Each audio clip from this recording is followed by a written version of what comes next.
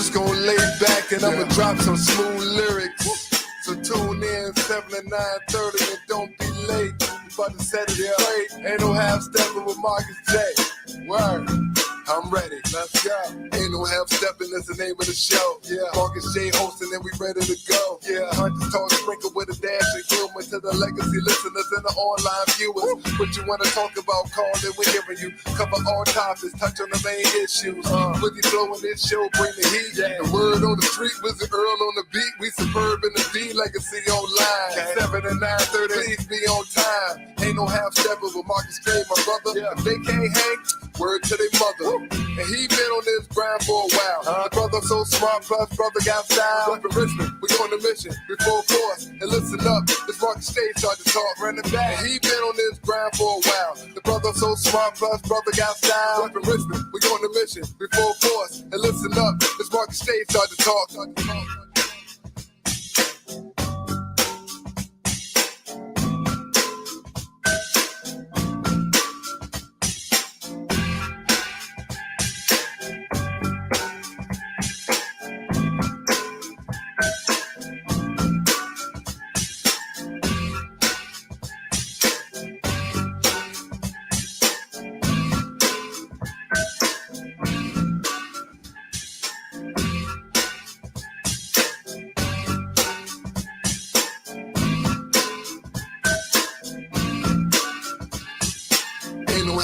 That's the name of the show. Yeah, Marcus J hosting and we ready to go. Yeah, Hunters talk sprinkle with a dash of humor to the legacy listeners and the online viewers. What you wanna talk about, call it, we're hearing you. Cover all topics, touch on the main issues.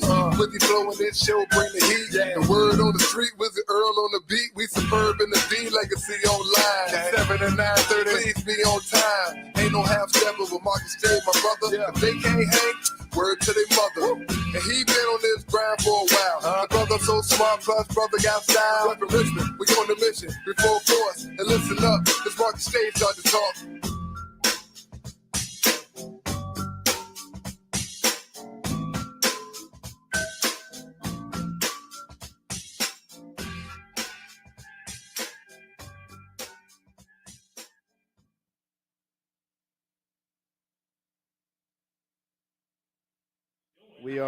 We already having fun. All right, y'all. Ain't no ask that Marcus J is live. We in the building. We already getting it started. We got a lot that we're gonna get into. Tonight's show is big. We're gonna lead it off with a very, very special guest, our sister, Jody Smith, JMM Music. Is going to join us momentarily. And then, of course, we'll be talking quite a bit tonight about race in America. Obviously, we had the terrorist attack that happened in Buffalo over the weekend, along with a few other things. And we're going to ask a question today about what does it look like to be an ally. There's a lot that we're going to get to. That's just one of the things. The flagship show of Legacy Internet Radio, we call this Ain't No Half Step on Marcus J. It's live and it's right now. Yeah.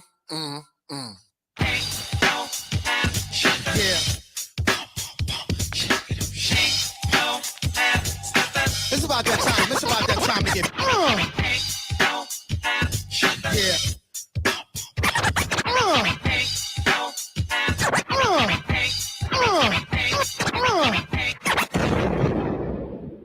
Button your lip, open your ears, strap on your thinking cap.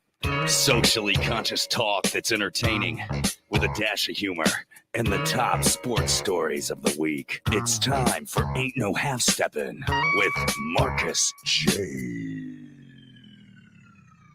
Sellers has Jordan. Jordan with 2 seconds to go. Puts it up and scores at the buzzer. Michael Jordan has won it for Chicago. Manning lobs it. Burris alone. Touchdown, New York. Down goes Frazier. Down goes Frazier. Down goes Frazier. He hits one deep to right center. That ball is out of here. The Yankees win the pennant.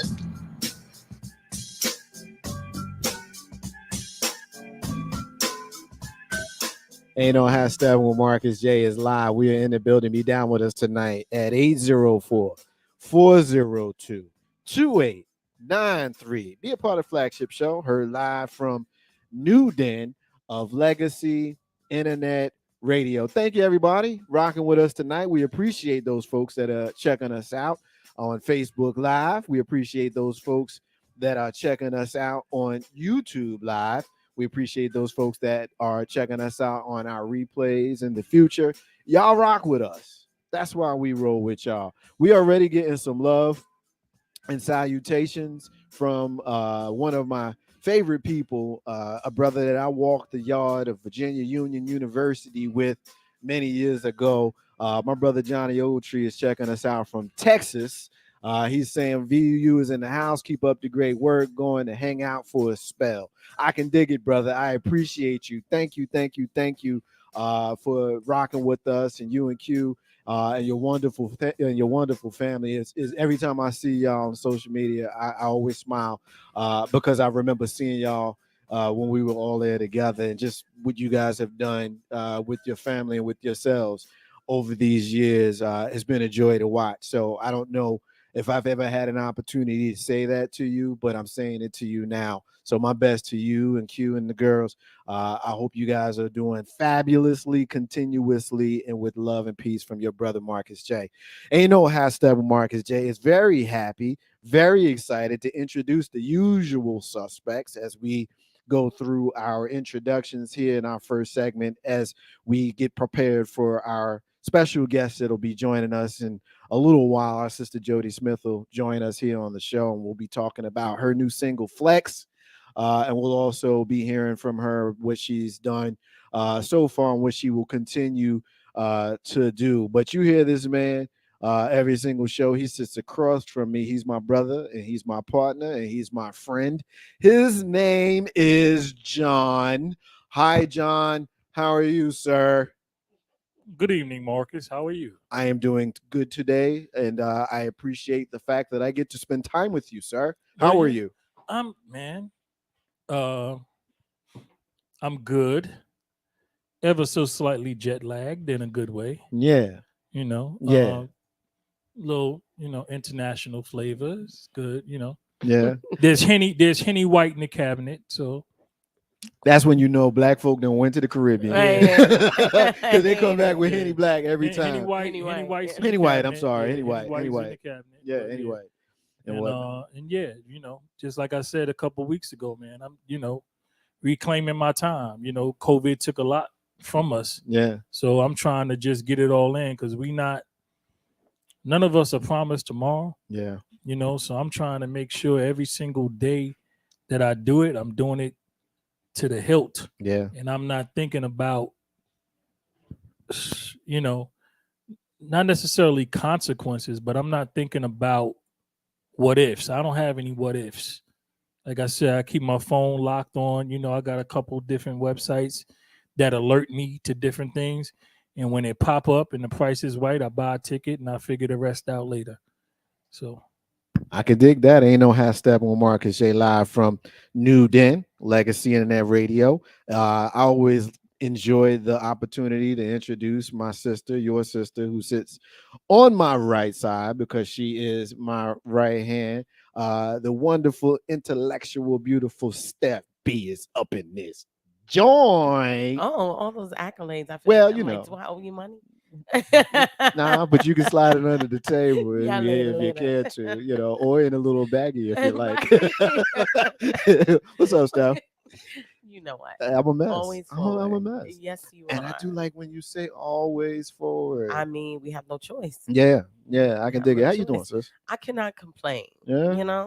I had a good weekend. Yeah. We last did a show 2 weeks ago, and we actually didn't run into each other. I know. And so I hadn't seen you in 2 weeks. And I was I don't like that. I was near your normal stomping grounds, Yeah. and then my stomping ground just 2 doors down. Yeah. So I'm shocked. Yeah. Because I was over there like twice this weekend. I am surprised. Yeah. I wasn't there this weekend, but I was there several times last week. And before we do that, we got a salutation.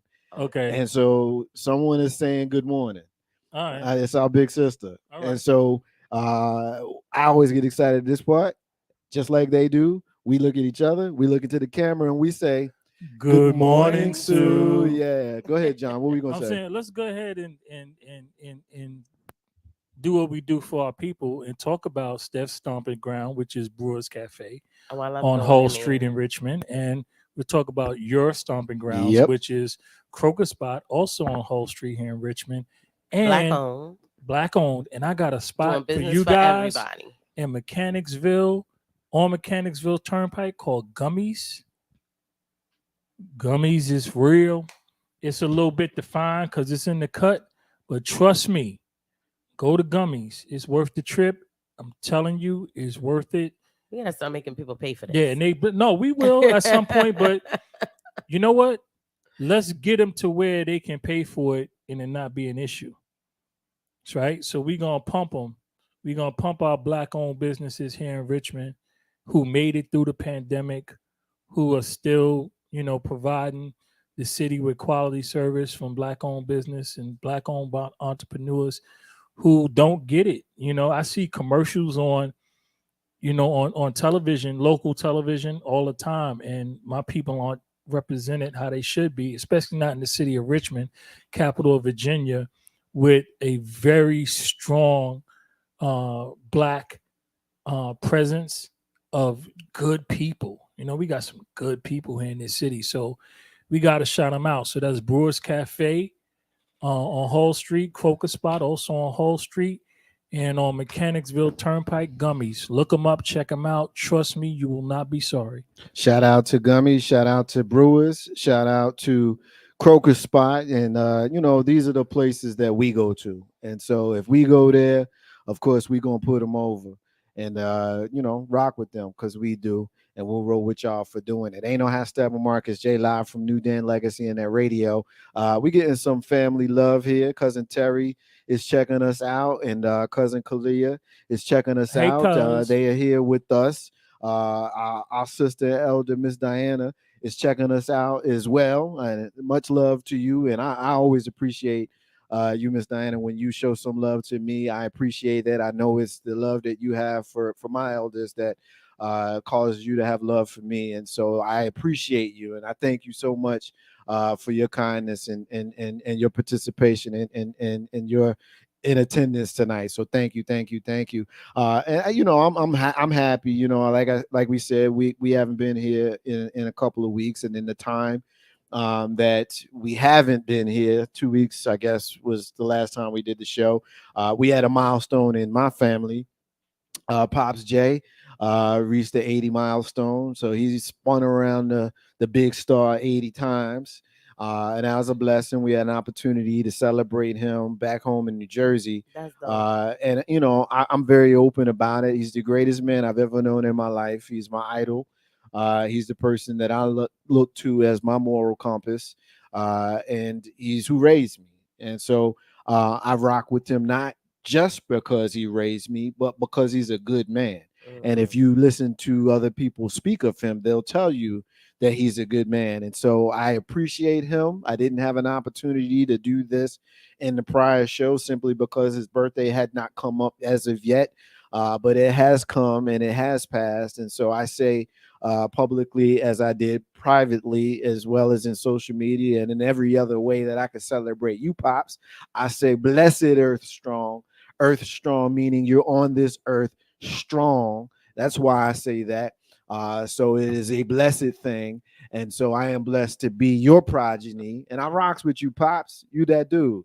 And so thank you for raising big bro, little sis, leading moms, and being a pillar of our family in every community that you step into. So I rocks with you, Pops. I can dig it. Love you. Ain't no half step with Marcus J. Cousin Terry says, best uncle ever. And she only had two. And she's referring to our other uncle, who was a dope dude in his own right, as we lost him a few years ago. But yeah, your uncle, my Pops, is that dude. There's one more birthday that we need to give some love to this person for. It's someone that you know, Steph. It's someone that you know, John. It's someone that I know personally. This man he is the single reason for us being here. He is the single reason for me being in radio.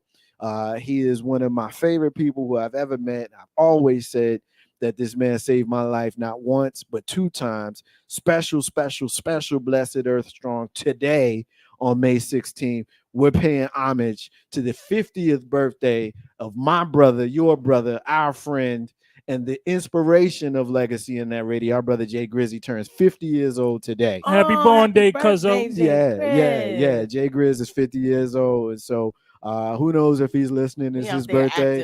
And so he's probably somewhere being Grizzy, all the way up. offending somebody. Yo, Shaw, how you do, come on, Shaw, so that is a terrible Jay Grizzy impersonation.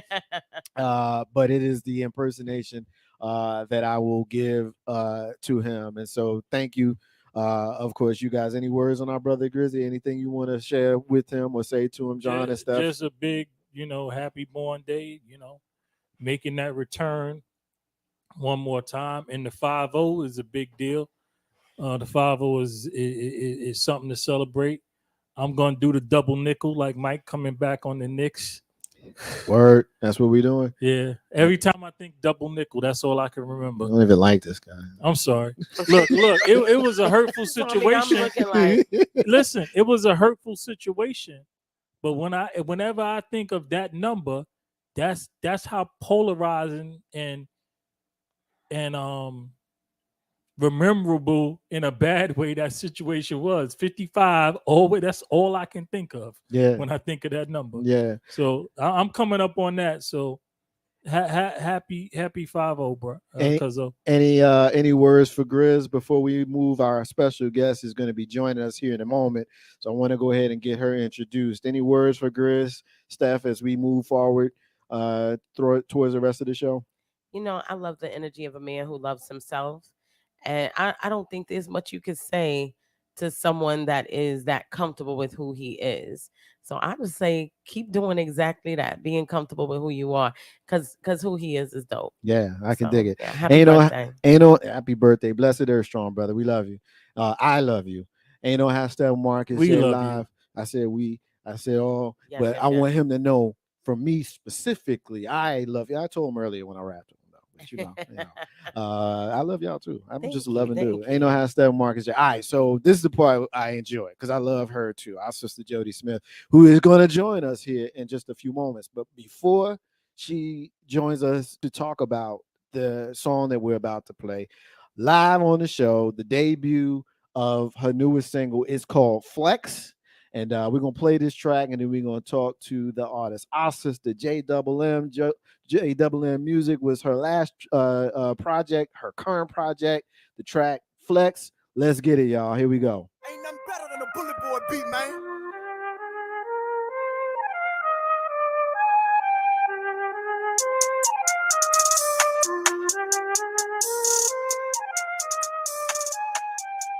Cause I'm stronger than a struggle. Flex. Sing it loud for the haters in the back. My heart made out of muscle. Flex. Sing it loud, can't stay here. Anybody coming, I'll be ready for you. Anybody coming, here's a message for you. You ain't gonna stop. Boy, flex. Run it back, can't stay here. Cause I'm stronger than a struggle. Come on. Flex. Sing it loud for the haters in the back. My heart made out of muscle. Come on. Flex. Sing it loud, can't stay here. Anybody coming, I'll be ready for you. Anybody coming, here's a message for you. You ain't gonna stop. Boy, flex. Sing it loud for the haters in the back now. Handle my business. They feelings. I ain't got time for these grown ass shillers. I'm about my music, my money, my shilling, my fan, my peace, my man, my witness. They ain't gon' tell it, cause they gon' ride to the grave like a hearse with the slain aside. Let me talk my shit. It's been some time. It's about time I flood timelines with this. Someone come, throw it up. Watch me throw it back. This flow too dirty for my crybaby. Bitch, I got class. I may roll it, light it up, then we coke it back. I'm playing. Let me take this mic. When they hear real shit, I show you what it's like. They ask where I been, said I took too long. By the time I come back, spotlight'll be gone. I'm Jody. I show up when I want. Care if you get mad, I'm sorry you don't. The ones talking bad be sitting at home, right on their ass, but stay on their phone. Got big opinions, experience no. Love to get love advice when they some hoes. I just put my blinders on and keep going. Tunnel vision, I can't see no opponents. Whatever shit they talking, I ignore it. My time costs money, they cannot afford it. I got a village and they keep me focused. Know a couple that are switch any moment. All it takes is for me to get a bonus. They told I'ma know it. Keep my eyes open. I'm stronger than a struggle. Flex. Sing it loud for the haters in the back. My heart made out of muscle. Flex. Sing it loud, can't stay here. Anybody coming, I'll be ready for you. Anybody coming, here's a message for you. You ain't gonna stop. Boy, flex. Run it back, can't stay here. Cause I'm stronger than a struggle. Come on, flex. Stay alive for the haters in the back. My heart made out of muscle. Come on, flex. Stay alive, can't stay here. Anybody coming, I be ready for you. Anybody coming, here's a message for you. You ain't gon' stop. Boy, flex. Stay alive for the haters in the back. Like everybody, I got my past. I can face mine without looking back. The bad shit turn into blessings. I can tell you about it cause I learned my lesson. When I'm on stage, it brings out aggression. Brings a freak out of me when I'm sexing. Make them buck like a Smith and Wesson. I turn his nose into hell, yes. I don't brag about it, I pull up with it. I don't talk about it, I get busy. I work, I ain't just sitting pretty. I said I work and ain't nothing yet. Don't ask me for it, bag fact. Unless you got me with my backpack back, yeah. But we can backtrack, that's the way back. On the stack, I never leave you out back. I look back only at myself, but when I reflect, I run the safety belt. Cause I look ahead, on the swivel is my head. People petty, I expect. I'm a Taurus seeing red. Ain't a metaphor or a heifer here, getting in this hefe's head. Like the realest soldiers in my bloodline. I ain't saying it cause it's a dope line. I can see the blessings pass down the line. I always win when I ain't even trying. Got a sixth sense to know when you lying. Ain't no fake shit with me ever flying. Snakes get destroyed when they come for mine. And I thank God I'm still doing fine. I'm stronger than a struggle. Flex. Stay alive while they haters in the back. My heart made out of muscle. Flex. Stay alive, can't stay here. Anybody coming, I'll be ready for you. Anybody coming, here's a message for you. You ain't gonna stop. Boy, flex. Run it back, can't stay here. Cause I'm stronger than a struggle. Flex. Stay alive for the haters in the back. My heart made out of muscle. Come on, flex. Stay alive, can't stay here. Anybody coming, I'll be ready for you. Anybody coming, here's a message for you. You ain't gonna stop. Boy, flex. Stay alive for the haters in the back. Flex. That's always real dope, man. I love that, man. I love that because whenever we have an opportunity to hear something new, rock with our sister, it's gonna be dope. And then she mess around and send us a track that's dope as fire with a dope beat and dope lyrics, and I be getting all excited and stuff. And I guess it's that time of the show that I introduce her. Before I do that, let me get a couple more salutations in there, and then I will bring her in. First of all, shout out to our brother VUU's own Juan Shack, who also recently celebrated 50. Peace to you, Shack. Yeah. And peace to my brother Diddy is checking us out. KS27. What's up, brother? So Moted B, my brother. Diddy, thank you, brother. Thank you for rocking with us. All right.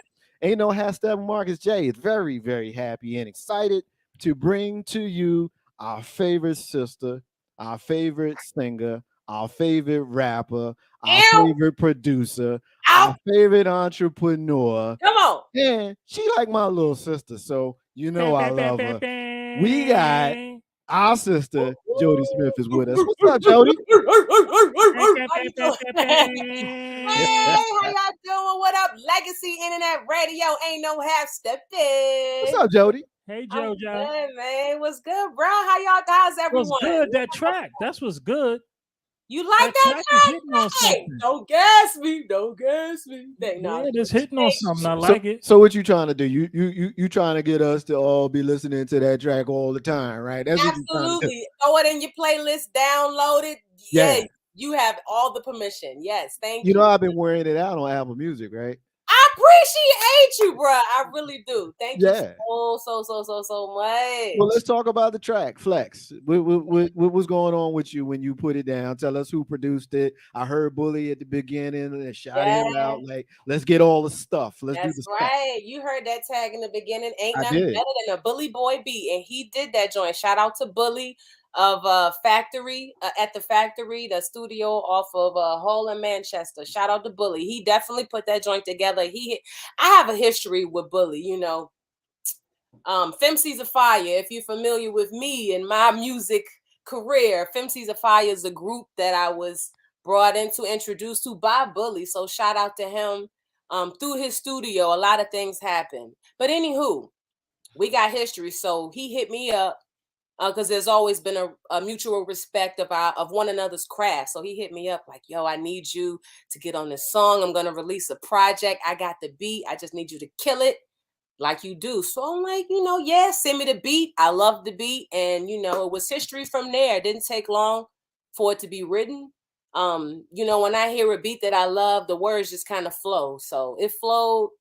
We put that joint down and he told me, like I said, originally it was for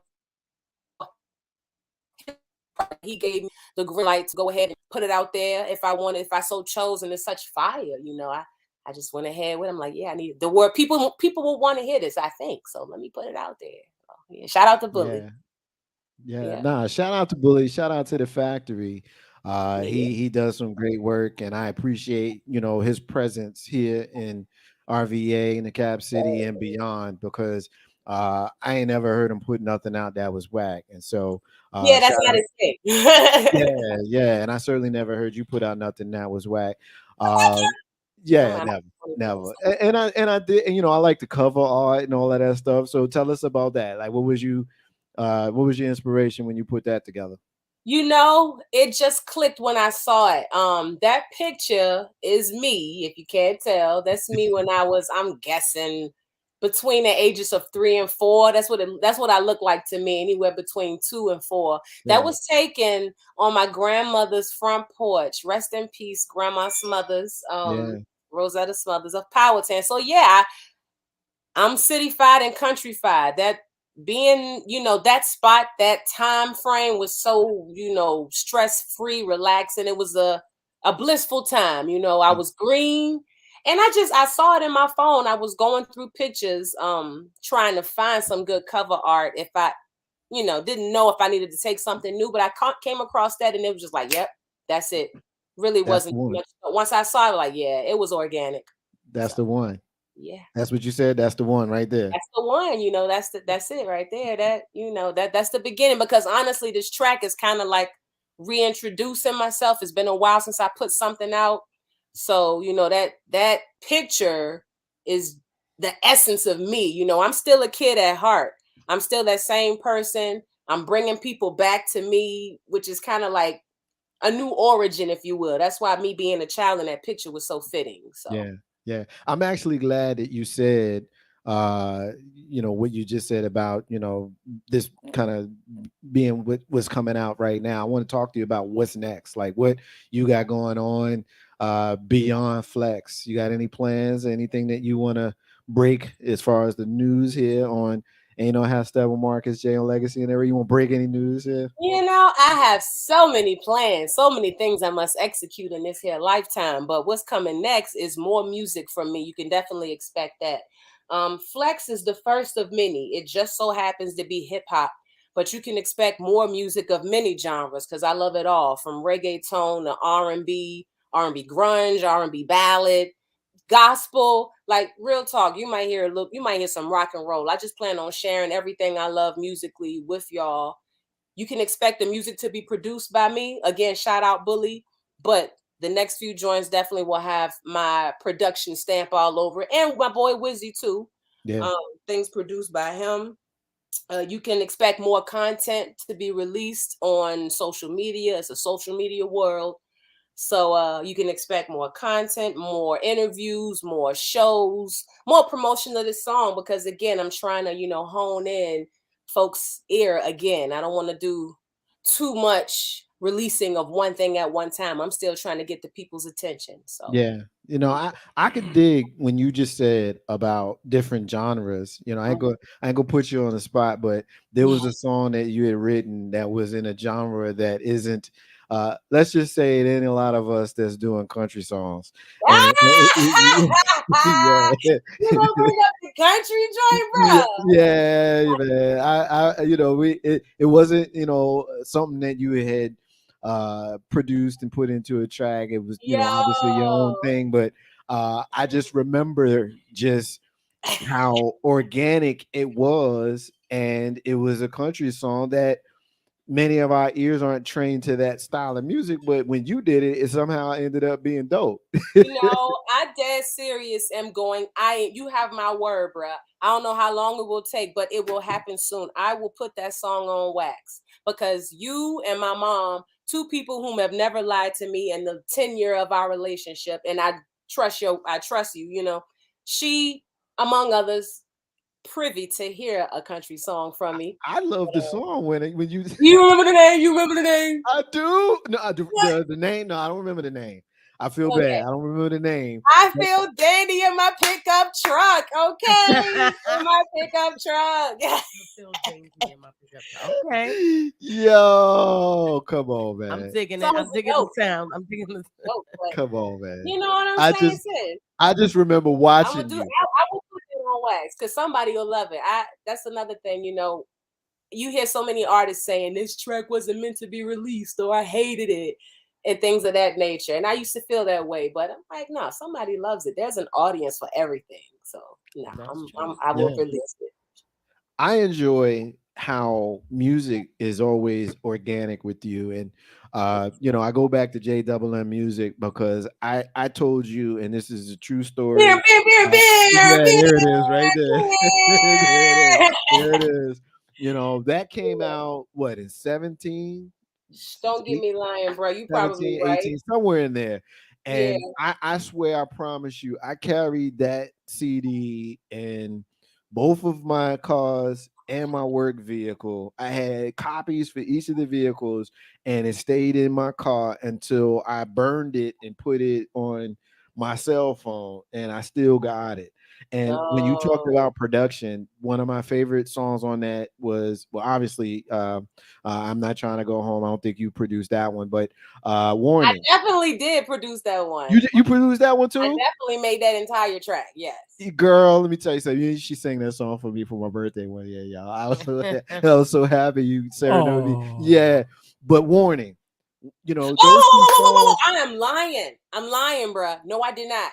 I'm sorry. Okay. Forgive me. Chaos of Rhythm Shack made that joint. Forgive me. Now, Warning was yours though. Warning was and mine. Black Ops. Yes. Okay. Warning and Black Ops. So talk to us a little bit about producing, because you just said that when you do come back out with more after Flex, which you obviously will, you're going to put your personal stamp on it. And those two, Black Ops and Warning, are basically, they're classic hip hop boastful songs, you know, when you bring the fire. But we're also used to I'm Not Trying to Go Home or Stress Free or Flex, where you're, you know, more subdued when in the R&B flow. So I love how you can go back and forth. So talk to us about the process when you're producing. So producing, that kind of goes back. I'm gonna keep it as sweet as I can. I don't want to talk your head off, but piano playing, that's something that's one of my origins for music making. I kind of had my grandmother on my dad's side had a piano in her home, and I would often be out there in Goochland County, another countryside of me. But anyway, she had this piano, and I taught myself how to play little ditty type songs, the Itsy Bitsy Spider, Happy Birthday, whatever. But I got good enough where I acquired a few songs and started incorporating harmony. My mom gives me in the piano lessons. I started writing. I've always been a singer. So I just incorporated that. And again, shout out to my dude, Steve Anderson. He was the first one to get me into the studio, singing and rapping. And I've always just enjoyed watching producers work while I recorded. And I've always loved to like beatbox and on the table. I could make a song. And I know it's not toot my own horn, but I credit myself where I think I know what sounds good and how to put things together. You know, it's just a matter of learning these music programs. So I've always been interested in music producing.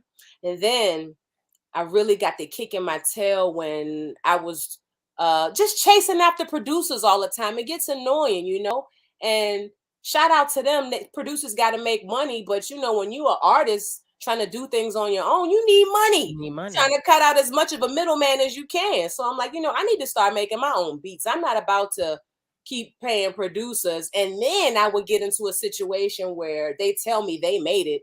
Come to find out, I turn on MTV and I hear the same instrumental, or, you know, they got it streaming somewhere else. I'm like, you know what? I could. Now you got to fight. It's just like going to a mechanic. You know, you just got to make sure you go into a good person, because we ain't even gonna get into how dirty producers could be. But shout out to them, because I know a lot of them that are good, just like my boy Bully. Chaos, etc., Spade, and so on and so forth. Myself, Wizzy, you know, Earl Wizzy Jones. But Earl Wizzy Jones, shout out to Earl Wizzy Jones, because Let me give him his flowers. While you mentioned him, you brought him up because Earl Wizzy Jones did the theme song to Ain't No Half Steppin' with Marcus J. So when you hear the song Ain't No Half Steppin' is the name of the show, Marcus J host, that's Wizzy. Yeah. That's him. That's Wizzy. Yeah, that's my dude. Man. So that was pretty much me wanting to produce was a necessity and an interest I've always had. Just, you know, the more I got into it, the more money had to be dished out to producers, the more I could get bamboozled. I'm like, nah, let's just get good with it. And that's where that came from. You are. And I'm self-taught. I'm learning. I'm on the internet. I'm on YouTube, learning new tricks of the trade. And shout out to the producers I've watched and learned things from. So you are an incredible artist, just flat out. Period, right? And I mean, people who know me know that I don't hand that out easy, right? I'm a songwriter, producer, you know, ASCAP BMI 34 plus years, right? Yeah. So I'm usually very rough on people who call themselves, because there's a billion people out here that call themselves artists, musicians. Everybody in it. Yeah. And I swear, if I had a nickel for every horrible song I've heard, I'd be Jeff Bezos. Ooh, but yeah, you are an incredible artist. What you do is uniquely your own and is put together very well. A person might say they don't like it, but no one cannot say that it isn't good music. Yeah. Right? And people don't understand the difference with that. You know, you talk to people all the time and you tell them, yeah, you know, I'm not, are you feeling it? You be like, no, I'm not feeling it. That don't mean that it's not good. Right. You know, you did a good job on it. But with you, everything I've heard from you, I've been feeling it. But thank you.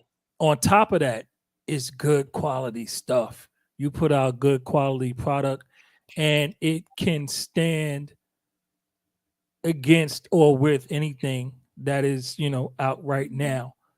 You know, so, you know, in the chat, I love Flex. Very good, very you. You know, I would love to see you doing more R&B because, okay, fans, anybody listening, you got where are you performing? Because that's what it is. You people, everybody here, you have to see this woman do her thing on a stage to have a full appreciation for what because the music is great on its own, but it takes on a whole new energy when you're delivering it live. It's a whole other experience. So I would really like to see you record some of your live stuff. I got you. And do a video show like an hour, you know, and put some stuff together and get a couple cameras together, make it happen, edit and do it right. And I really believe that in this age of, you know, media being what it is, everything is video and challenges and all that kind of stuff. Right. I think people will just really fall in love with what you do really fast. Thank you so much. And let's talk about it. I mean, I have resources. We can do this. You have what you need, and we can make it happen sooner than later. I would love that. Yes. Hey, real talk, because you know I'm independent doing this. I'm a firm believer in using your resources. You know, a lot of people will have all sorts of people in their contact list and have no idea what one could do for the other. I'm gonna listen. We're gonna talk after the show sometime this week. Yeah. And I'm gonna give you the blueprint, the plan. I'd love to help you do it, but once I give you the blueprint on how you could do it without me, I will not be necessary. But I would love to be a part of it, right? So I don't ever want people to feel like, oh, this guy is, you know, trying to get something. No, I don't need anything out of it, but to get more access to your wonderful art. I appreciate you for that. So let's talk. And when I give you this blueprint, you're gonna be like, oh wow, oh what, yeah, because That's how real it is, and this is how quick we can do it. Or you have any live performances coming up soon you want to tell the audience about? I'm working on having more coming up. I got a 20-minute set coming up next month at hold on, RVA. That's gonna be on. You were breaking up a little bit when you said that. Where is this 20 minutes at? June 26th. The location, I will release the location to you as soon as I find out. But it's at So you working on that? Songfest RVA. Okay, Songfest RVA. The tickets will be sold via Eventbrite, and I'm sure you can get in there through the front door. Again, the location I have not received, but this is we'll be all over it. Yeah, we'll be all over it. 20 minutes set, dog. It's look. Listen, I'm going crazy, okay? Because we're gonna be all over that. You and I are gonna talk this week. We're gonna make sure we talk this week. We're gonna be all over that, and we're gonna put it together. And you're gonna have this. I guess we call it video showcase. I said that first. Yeah. I said that first. Anybody take my thing? I'm coming for you. We're doing I video love showcase. that idea because I want to do something like that, like a intimate type of atmosphere. I could do it virtually. No, we're gonna do it in multiple locations, and we're gonna put it together as a visual showcase, like they used to do comedy shows back in the day. Use like Eddie Murphy's Raw. Yeah, that's like 5 venues. That's not one venue. Yeah, that's like 5 venues, and they put it together. He just wore that same tight ass leather suit in every damn one of them. And you know, has Steppin, Marcus J live from New Dan Legacy in that radio. All right, Jody, as we move towards a close, there's one other thing that I wanted to ask you about, and kind of get your word on it. You got a name change? Talk to us about this name change stuff. Switch it up a little bit. So let's talk about it. My name is Jody J. Smith. That's where you can find me when you go to look up my music on Spotify or wherever, iTunes. Jody J. Smith, okay? Jody, Jody space J. Smith altogether.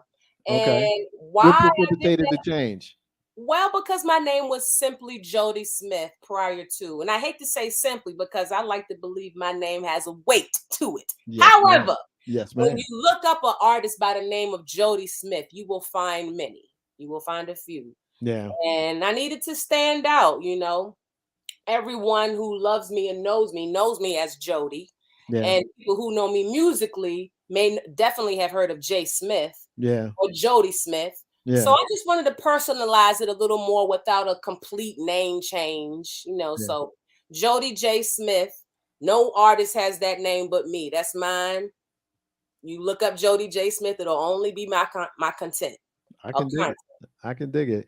So that's what probed that, because again, when I was getting things in order for this single, and then just prior to, you know, Jody Smith was of a few people trying to do music. So I'm like, no, I could dig it. I saw it even before you and I talked about it, and I saw it, and I knew that it was something that probably would warrant some discussion, so that your legacy fans, for those of us who have been with you a long time, would see it, understand it, and those folks who are coming along, the new fans, that's how they'll know you going forward.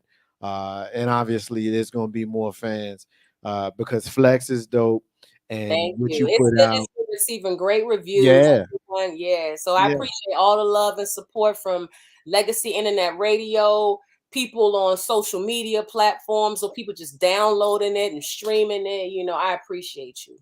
And you know, I still Marcus J live from New Den Legacy Internet Radio. We're talking to our sister Jody J. Smith, who has just put out her current single Flex. In closing, give us your final word, whatever it is that you would like to the folks who are listening to leave them with. This is your opportunity to leave them with whatever you like to leave them with. Well, you know, I'm not here to tell anyone how to live their lives, but if I could leave you with anything, it's going to be cliche, but it's so real. Like, chase your dreams, chase your goals. Like, I took a hiatus because I would beat myself up for not having this team that I thought I should have in my mind to help me push this, that, and the third. And I'm like, man, I can't do this by myself. I can't read. I'm like, that's over and dead with. I got a whole new leash. I'm just gonna get it how I can. I'm still active. I'm still in great shape. People still want to hear this music, and it's only I'm pushing, and we're gonna see what happens. Go for the dream, go for the goal. Don't stop, don't let up, don't take your foot off their neck. That's my plan. So keep doing that. And also, what can I leave you with? Check out my music. It's on all platforms, whether it's Apple Music, Spotify, iTunes, Amazon, Tidal, social media, Pandora, whatever. Download it. Check me out there. And again, thank you so much. What else? Shout out to the Blend Masters. Keep it going with them. Shout out to my dude Earl Wizzy Jones. Download his album too. Shout out Bully in the Factory. And yeah, just expect more music, more content from me, more genres. Visuals coming soon for Flex. That's another thing I'm working on very, very, very, very, very soon.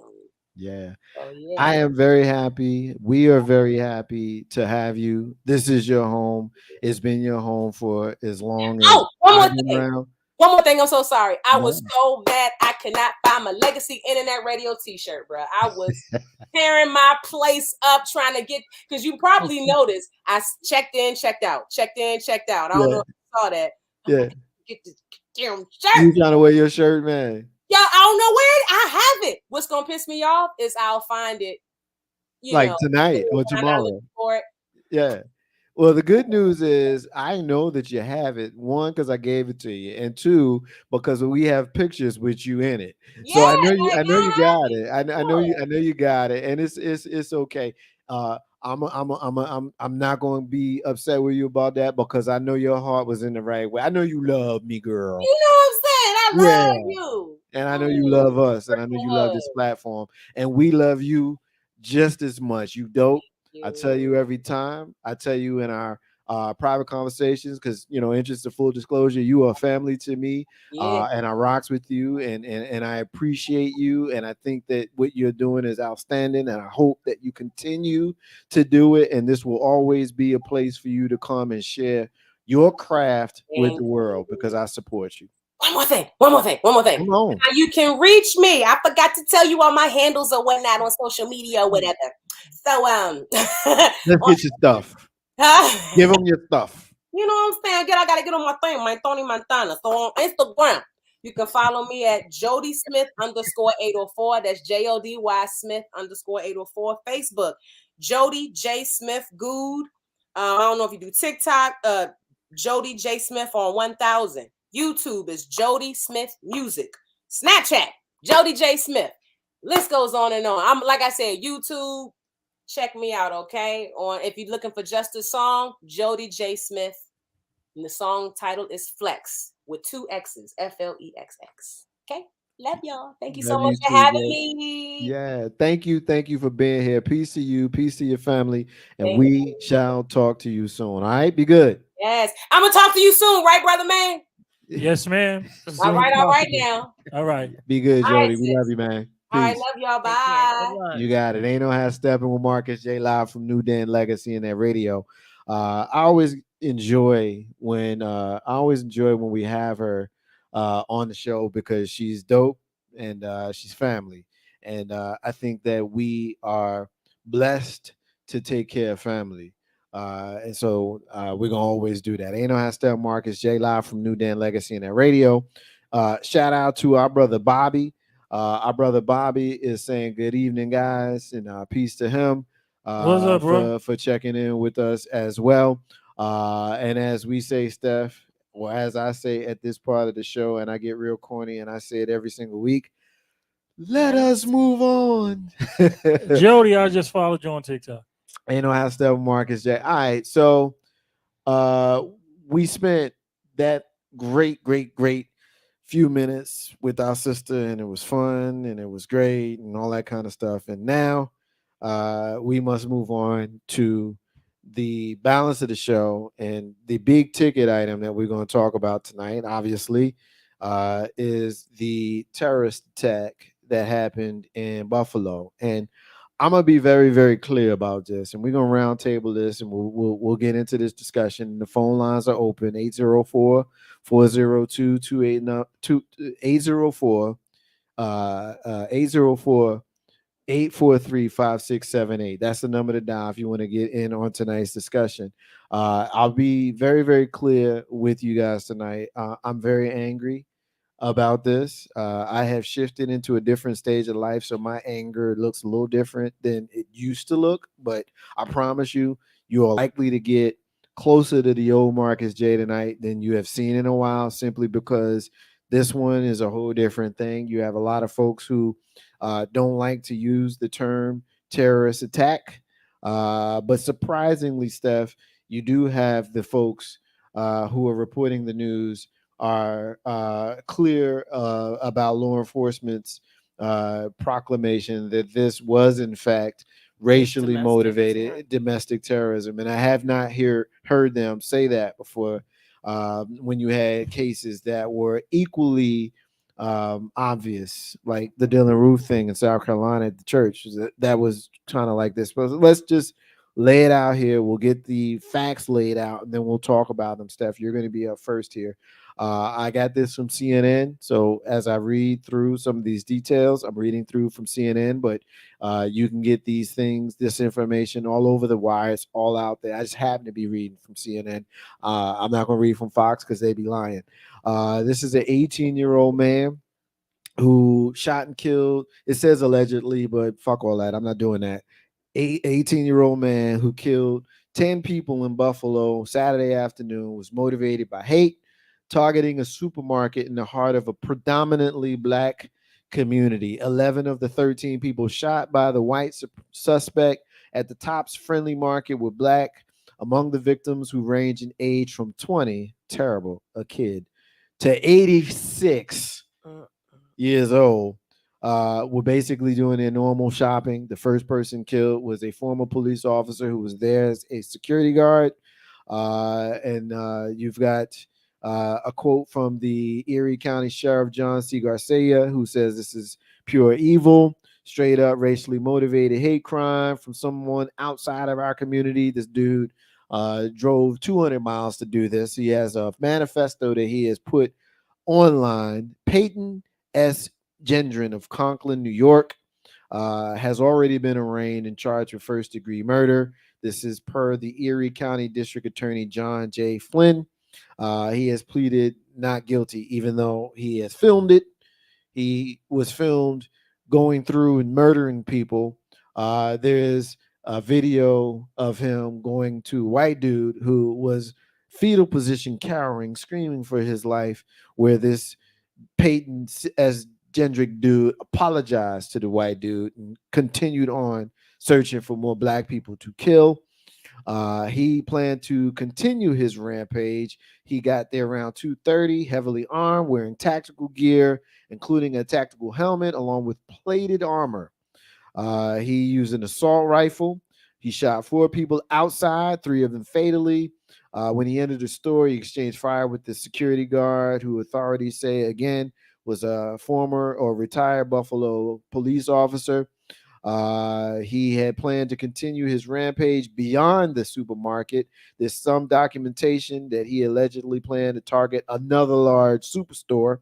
There was evidence that they uncovered these plans. He had gotten out of here, he had planned to continue his rampage and continue shooting people. He made disturbing statements describing his motives and state of mind following his arrest. There's so much here. I could read all of this. I'm not going to. I think that we have it properly set up, at least certainly enough for John and Steph and me to begin kind of round tabling it as we introduce more and more information. We can continue introducing more and more details. One more shout out and salutation I need to give. I love this man. He's another one of my mentors. He is a peer in radio. He is Legacy Internet Radio alumni. He is a good man. He is a talk show host. He is my brother and friend, Aaron Turner. Appreciate you, brother. Thank you for rocking with us. Appreciate you for being a part of our attendance tonight. You doing something, you need to let us know so we can support and promote you. Ain't no hashtag Marcus J live from New Den Legacy in that radio. Our sister Steph B, you got the con. What's your initial opening salvo on the story? I know we're going to get pretty deep into it. I think just opening, it's been a week of terror, a whole weekend of terror in this country.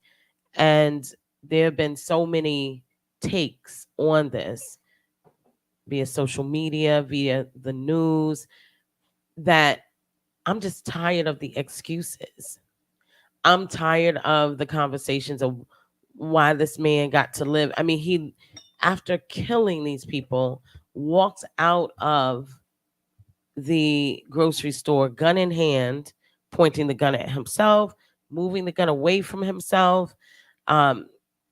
And he was peacefully arrested, demonstrating something interesting that was said on the Ari Melber show, is that we now see it's proof positive that the cops can make decisions in uncomfortable situations.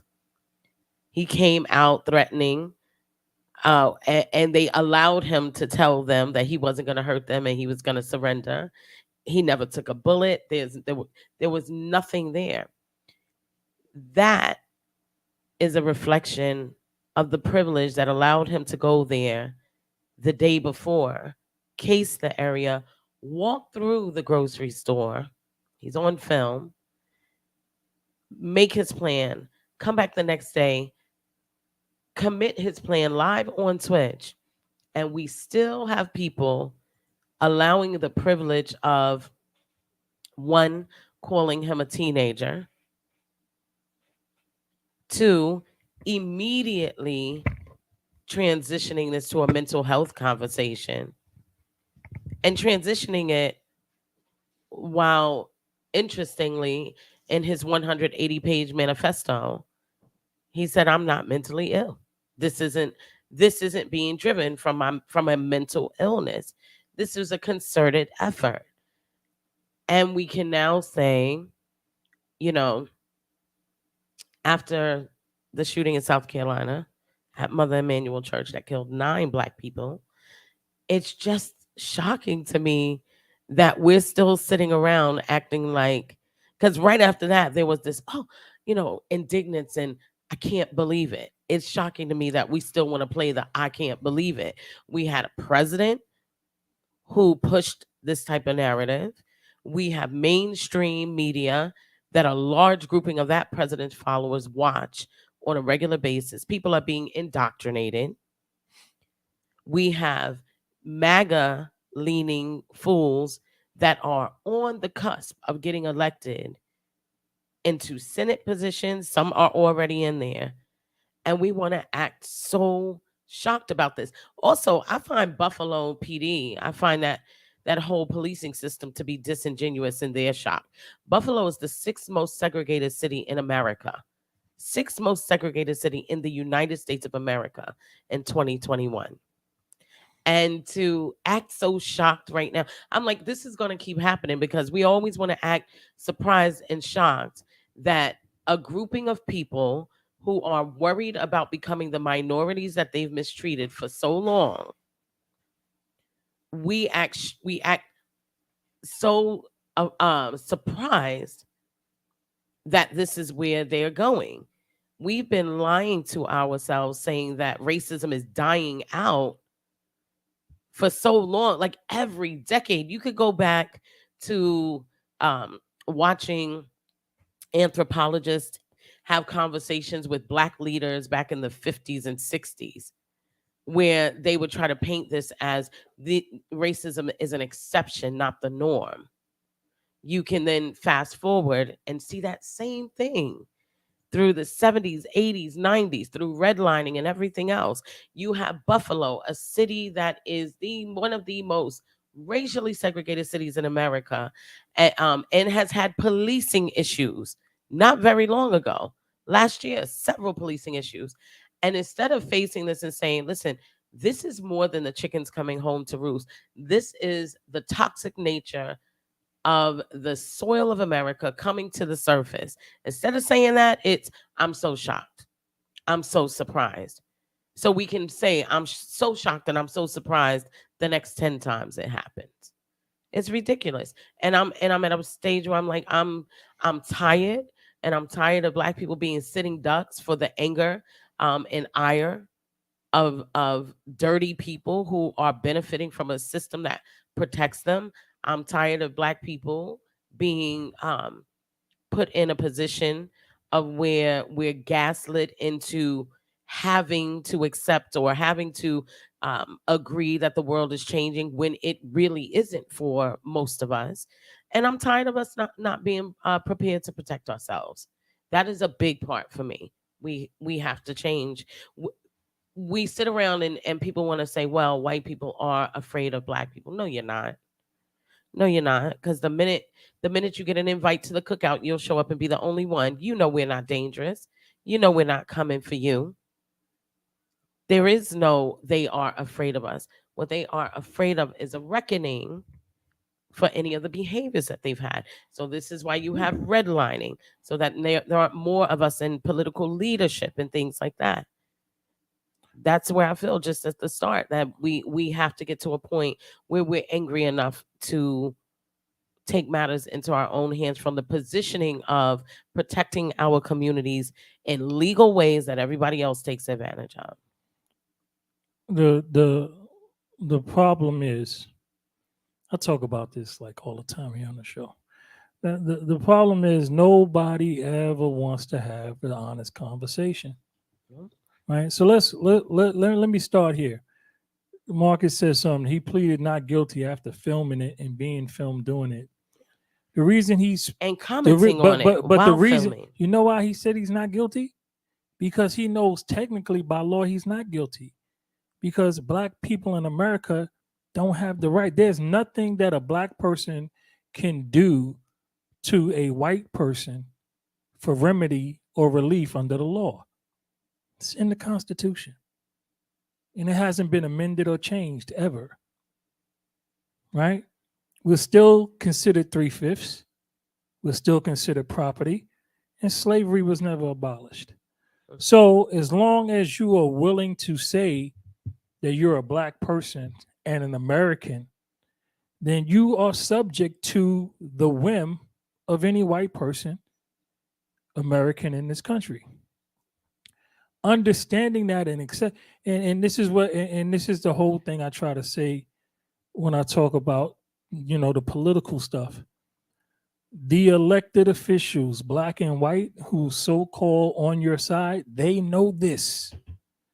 They are extensively aware because the majority of them are attorneys. So they know that they know that Black lives don't matter. That's what made the Black Lives Matter movement a joke. Because they don't matter. Not in America.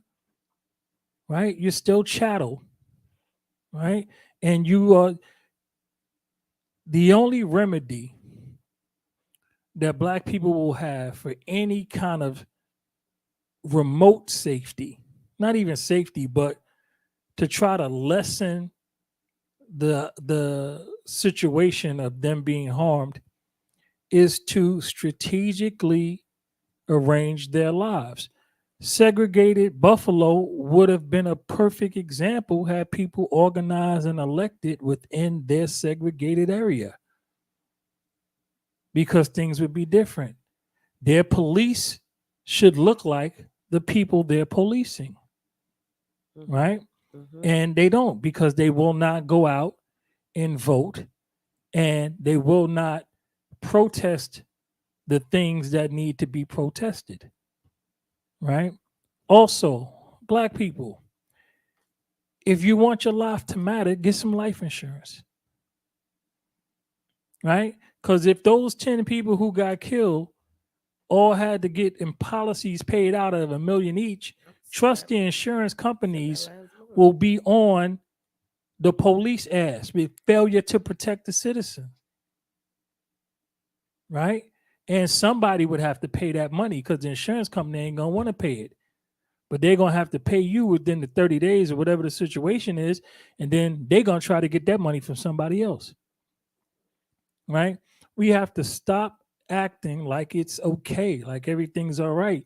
Racism didn't get better, it's gotten worse over the past 50 years since I've been alive on this planet. 54 years, racism, since the killing of Martin Luther King and Bobby Kennedy, racism in this country has gotten significantly worse. Black people are worse off in every aspect of life. We have less money. We have less rights. We have less representation, real representation, right? We are less involved in the process, right? And of all forms of entertainment, right? We are the only group of people in this country. If you divide the people, racially or culturally, what have you, we're the only people whose 87% of our content is negative to our well-being. And it is what is promoted. It is what is rewarded. And it is what is seen by the world, right? That black people hate black people, that we're negative, destructive, and violent, right? So now, take all that into consideration and then hold this.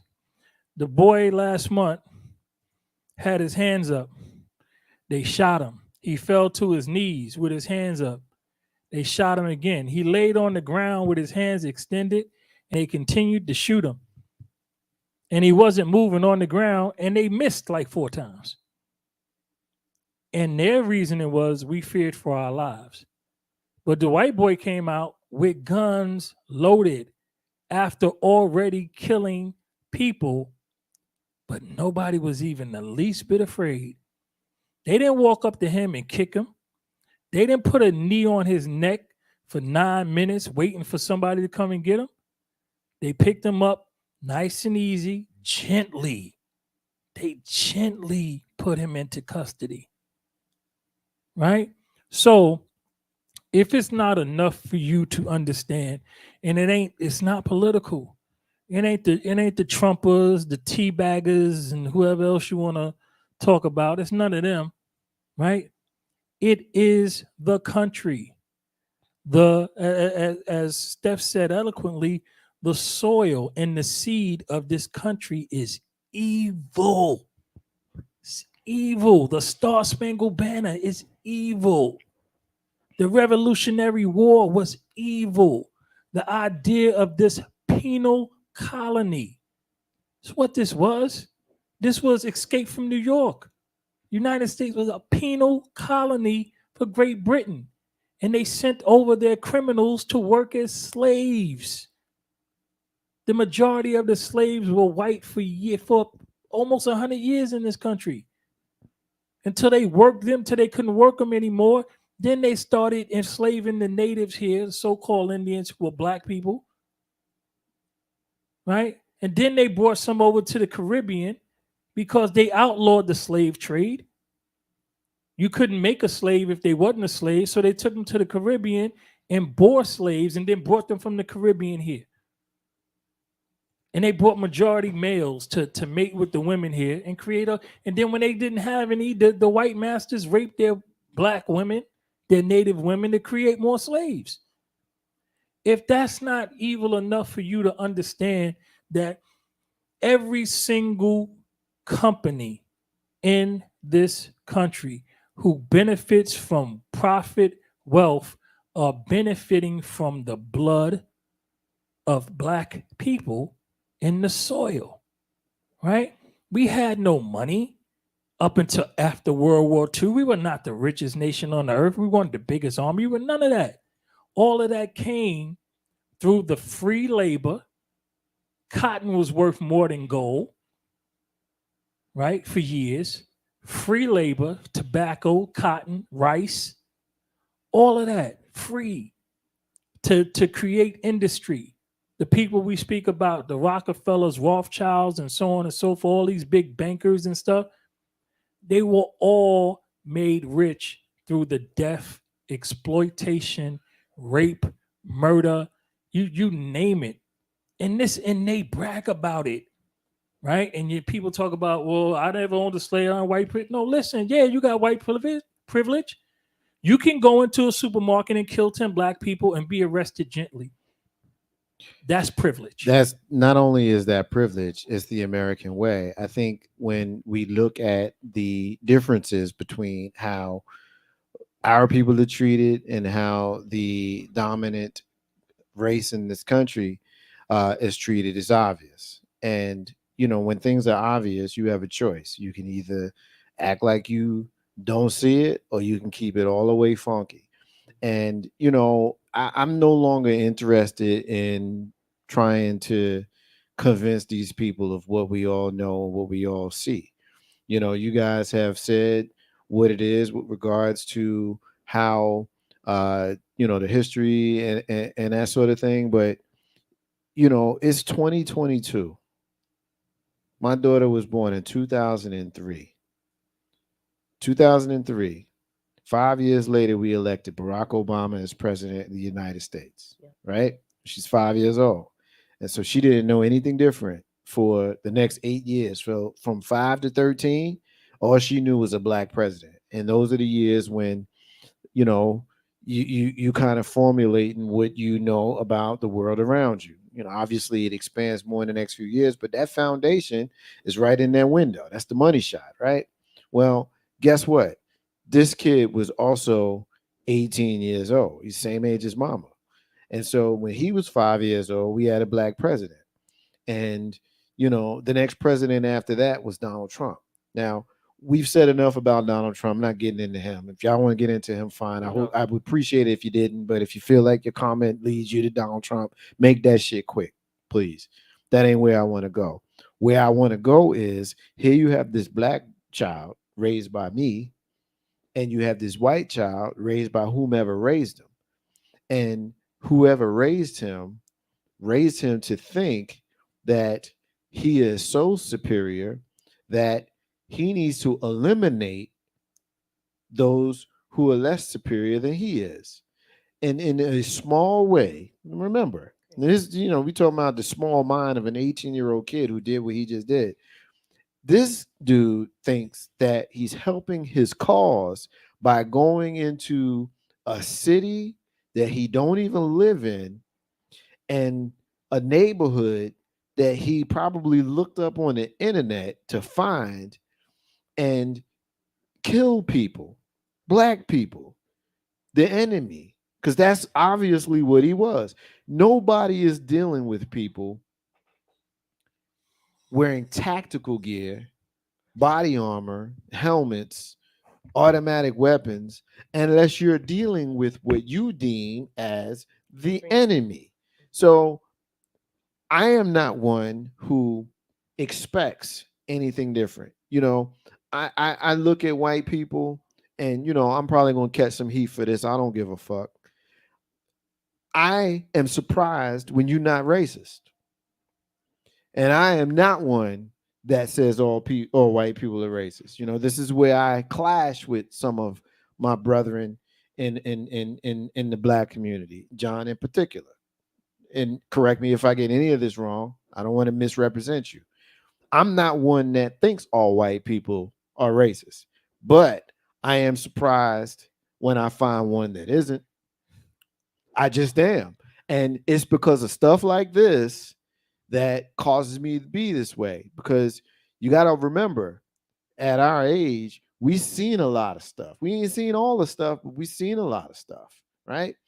And a situation like this, where, or not even just this, but just other situations like George Floyd. We go back to George Floyd. Like, who watched that and didn't see racism? Like, who watched that and didn't see a white cop, knowing the history of our country, for any 47-year-old black person or white person?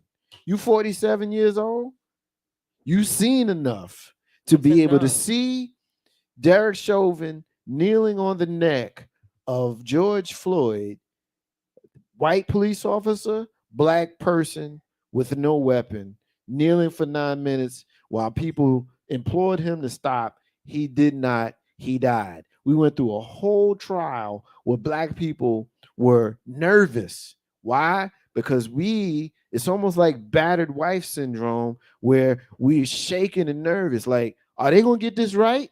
Like, are y'all going to convict this dude? Like, is this dude going to be found guilty of murder, of a murder that we all saw in front of us? And the biggest crime at the most that George Floyd could have been guilty of is maybe doing a little bit of drugs. At the most. At the most. Or they said passing a 20. Or passing the $20 20. bill, a fake 20, and doing a little bit of drugs. At the most. At the most. And he ended up both misdemeanors. Dead. He ended up dead. He ended up dead behind this, right? So here we have this white boy, 18 years old. Let's not forget how young he is. Like, here we have a dude that was a child a year ago. You know what I mean? He ain't no child. He ain't no child now. That's a grown ass man. 18 years old, you're a grown ass man in every walk of this life. You can't drink, but you can go to war and you can vote. It's a grown ass man. We're not going to call him a child because that's what they going to want to do to minimize the act that he just committed. So I am not going to condone us or anybody else calling this grown-ass 18-year-old man a child when I got a grown-ass 18-year-old woman in my house who do what the hell she want to do, and all I do is say, check in. She grown. Or when Michael Brown was laying on the floor dead, and they were calling him an 18-year-old man. Grown-ass man. Saying he looked big and scary when he was running toward these adult cops. And Tamir Rice, running away from and Tamir Rice at 14 years old was treated... 12 years old, treated like a grown man. Called in and said there's a man in the park with a gun. Right. So when I see this, I am not going to allow them to do this, John. I'm not. So here's one thing. Let's talk about what we were talking about earlier with me and white people. There's a bottle of water next to you, right? I think it's like 12 ounces, right? How many ounces on that bottle? 16.9. How much rat shit would I have to put in there for you not to drink it? Just say it and I'm done. Okay, so now just say you might. How many white? Okay, think about all the white people that voted for Trump. Any white person voted for Trump is a racist. Full stop. Because you were willing to overlook his everything in order to put him in office. That means you're racist. So your basic point is one drop, one action. So no. I want to find out, because when I say the thing about all, I always lead with the exception is proof of a rule. If I have to find the percentage that isn't, then all is. Right? There's not, you can't at certain levels, 75%, 60%, 80%.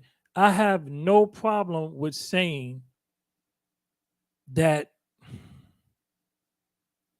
more than 70% of white Americans are racist.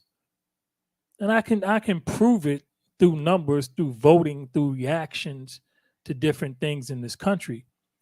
I think that's enough to say, and it's probably a lot more than that, whether they realize it or not. There's a difference with being a racist and then being a white supremacist who knows that they're racist. But here goes the sad part. White people. Anybody know that white boy, that white man that killed them people? Dude, the people you killed, you have much more in common than the people who put you up to it. Because it wasn't your original idea. You're too young and stupid to have an original idea. Tucker Carlson does not care. Your manifesto is Tucker Carlson. And you have nothing in common with him. Trust and believe that. You have way more in common because you ain't from a rich family. I mean, he comes from a middle class family. Yeah. So guess what? You got more in common with the people, the middle class black people you killed. Y'all have more of the same concerns and interests than you ever would with Tucker Carlson or anybody who knows him on a personal level. Because that's a rich white man. right? He's on a whole nother level. And there's a statistic I looked into about a week ago, right? People always talk about race, and race is such a construct and a lot of bullshit, right? There's more DNA diversity within the continent of Africa among the native Africans than there is if you combine every other so-called race together to put them against one another. So you if you go to South Africa and then to Northeast and get people who never left the kind of original people, there will be more DNA differences between them than one African person and some European person, or one African person and some Asian person. And these is facts. So you people don't even understand what the hell you're doing. You're being used and misused and abused. And you're throwing your life, you're throwing your spirit, your life away. You will never breathe and live again, taking that many lives for no reason. Right? Because you're stupid. And being stupid, and all you white people who wear the mega hats and talk all this other stuff and patriotism and and all of it, you're stupid because you're poor. You're poor in a country of rich people who are exploiting you. You're pathetic. You need to stop it. I mean, there's a kid, I forget where he's at. He sold some opioids to, I think, a white girl. She took them, she died. Right? They are charging him first degree murder. And it's not manslaughter, right? Not there's another one, wrongful death and nothing. Charging with murder. He didn't intend for her to die when he sold her the drugs. He just sold the drugs. He didn't force her to take them. She took them, right? So go back to Tucker Carlson. Tucker Carlson gave this kid the mental capacity to commit this crime. Why isn't Tucker Carlson being held responsible?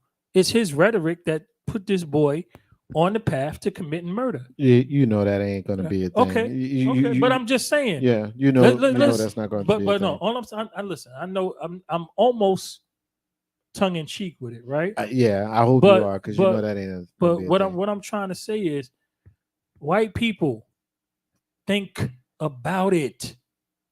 I don't know why you're always imploring them, because I don't think. I don't expect enough. I don't expect nothing from. Okay, but no, listen. There's not an expectation, right?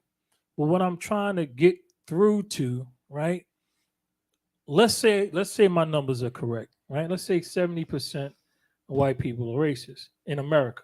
Right? I think it's fallacy to put a number on it, but I get your point. Right. Make it plain. Right. So make it plain. I'm talking to the 30, so that you can see what the hell is going on. If you're a human being, right?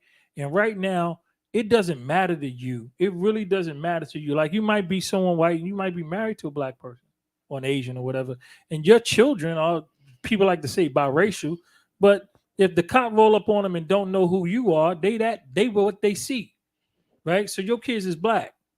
So this dude didn't know that the white. Maybe one of them 10 people got a white daddy or a white mama, but he didn't care because he saw black and he killed them. It doesn't matter. So the point I'm making is, right, those people who really don't care, because they don't care if they never see another white person, they ain't worried about it.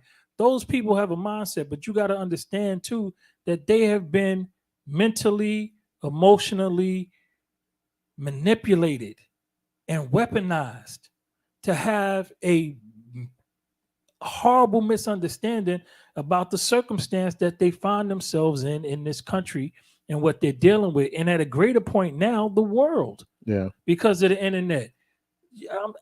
And I'm not trying to say that it's gonna make a difference in a long haul, but people have to understand really what the hell is going on, so that we can have a real conversation, so that at some point, maybe not in my lifetime, not even my grandson's lifetime, but maybe at some point, people will let this dumb shit go. When you say your grandson's lifetime, when he says his grandson's lifetime, Steph, that that upsets me because his grandson's a young child, and we talking about if he's lucky, he's going to live another 50 years. And so we talking about 50 or so years I'm talking from now, 100 years. years from now. I have no real expectation of the way that our people are treated in this country being any different than it is now. Because if we look back to 1865, when we were legitimately or paperwork freed, yeah, they can't roll up on us and snatch us, and they can't whip us, Yeah, they yeah, can. and they can't call us the N-word to our face the way they used to, and certain ways of racism being different now than the way it was generationally. But I do agree with what John said earlier about racism being worse now than it was before, because as we progress in life, everything changes with regards to how things manifest themselves. You know what I'm saying? And so when you see a white man roll up in a church where he prays with these people for an hour and then he kills them, and they take him to get Burger King, and then a few years later, oh, okay, he's on death row, he's going to die in prison. Okay, big freaking deal. But you told us how you felt about that, how you captured him, like the whole thing of, yeah, we got to put him in prison and all that kind of stuff because he committed murder. Yeah, obviously that's what we do here in this country, but we did not. It was not lost upon us how he was treated in the process of all of that, juxtaposed towards how we're treated for literally misdemeanors or no crimes at all. And then you fast forward to today, where 2 days ago we have this particular situation where there's a video of him with his hands behind his back and they're cuffing him and they're moving him on. Now, I'm not saying that we should roll up on the guy and put one in his head, but let's be very, very clear about the differences in how we are treated when there is no crime. Just the hint in your mind of how there may be one, or maybe it's just your mere presence that's the crime, versus people who actually fucking kill people in movie theaters, in supermarkets, in churches, who are white, and the people who died were black. And I'm tired of having to listen to the gaslighting of white people who will say, well, at least that he was arrested or he's going to pay for his crimes, while openly, obviously, blindly ignoring the differences in these cases and how these people are treated. That is your privilege. You have the privilege of not being killed when you didn't do shit and being arrested with no incident when you actually did. Yeah. Yeah, I mean Stop fucking with me. That's exactly right. Gaslighting. But I also think we might go down the wrong path in trying to compare racism then and today. I don't know that I necessarily think of anything as better or worse, because we still spend so much time having an argument about whether it exists or not. I think we have to be more concrete in what we call, and calling a spade when we're addressing these things. It's racism isn't better or worse, it's transitioned. The problem with it is that it continues to evolve. It finds a way to fit every time frame. Computers didn't exist in the time of slavery and Jim Crow. And then we get to this time where you could follow the behaviors and activities on Facebook and Twitter and see the blatant nature, racist nature of how those platforms are moderated. Where someone posted the other day on Twitter a listing of reports that were made to Twitter where they said this does not violate our community standards. And it was a listing of over 2,000 accounts that with the N-word, the nicest being kill N-words. And they were saying none of this violates our community standard. We can't we can't have the argument about whether it's worse or better. We need to be focusing on the fact that it is still relevant and prevalent, and that it finds a way to get into every new space that we're creating. This young man followed the words and verbiage of all of the people that are preaching against CRT. The basis of their lies about CRT is the replacement theory, that the more, and it also hinges to Roe v. Wade. White women having abortions means less white children. We're worried about the white population. Then it transitions to the concern that Democrats want immigrants, brown immigrants here, so that the voting bloc changes or impacts them better.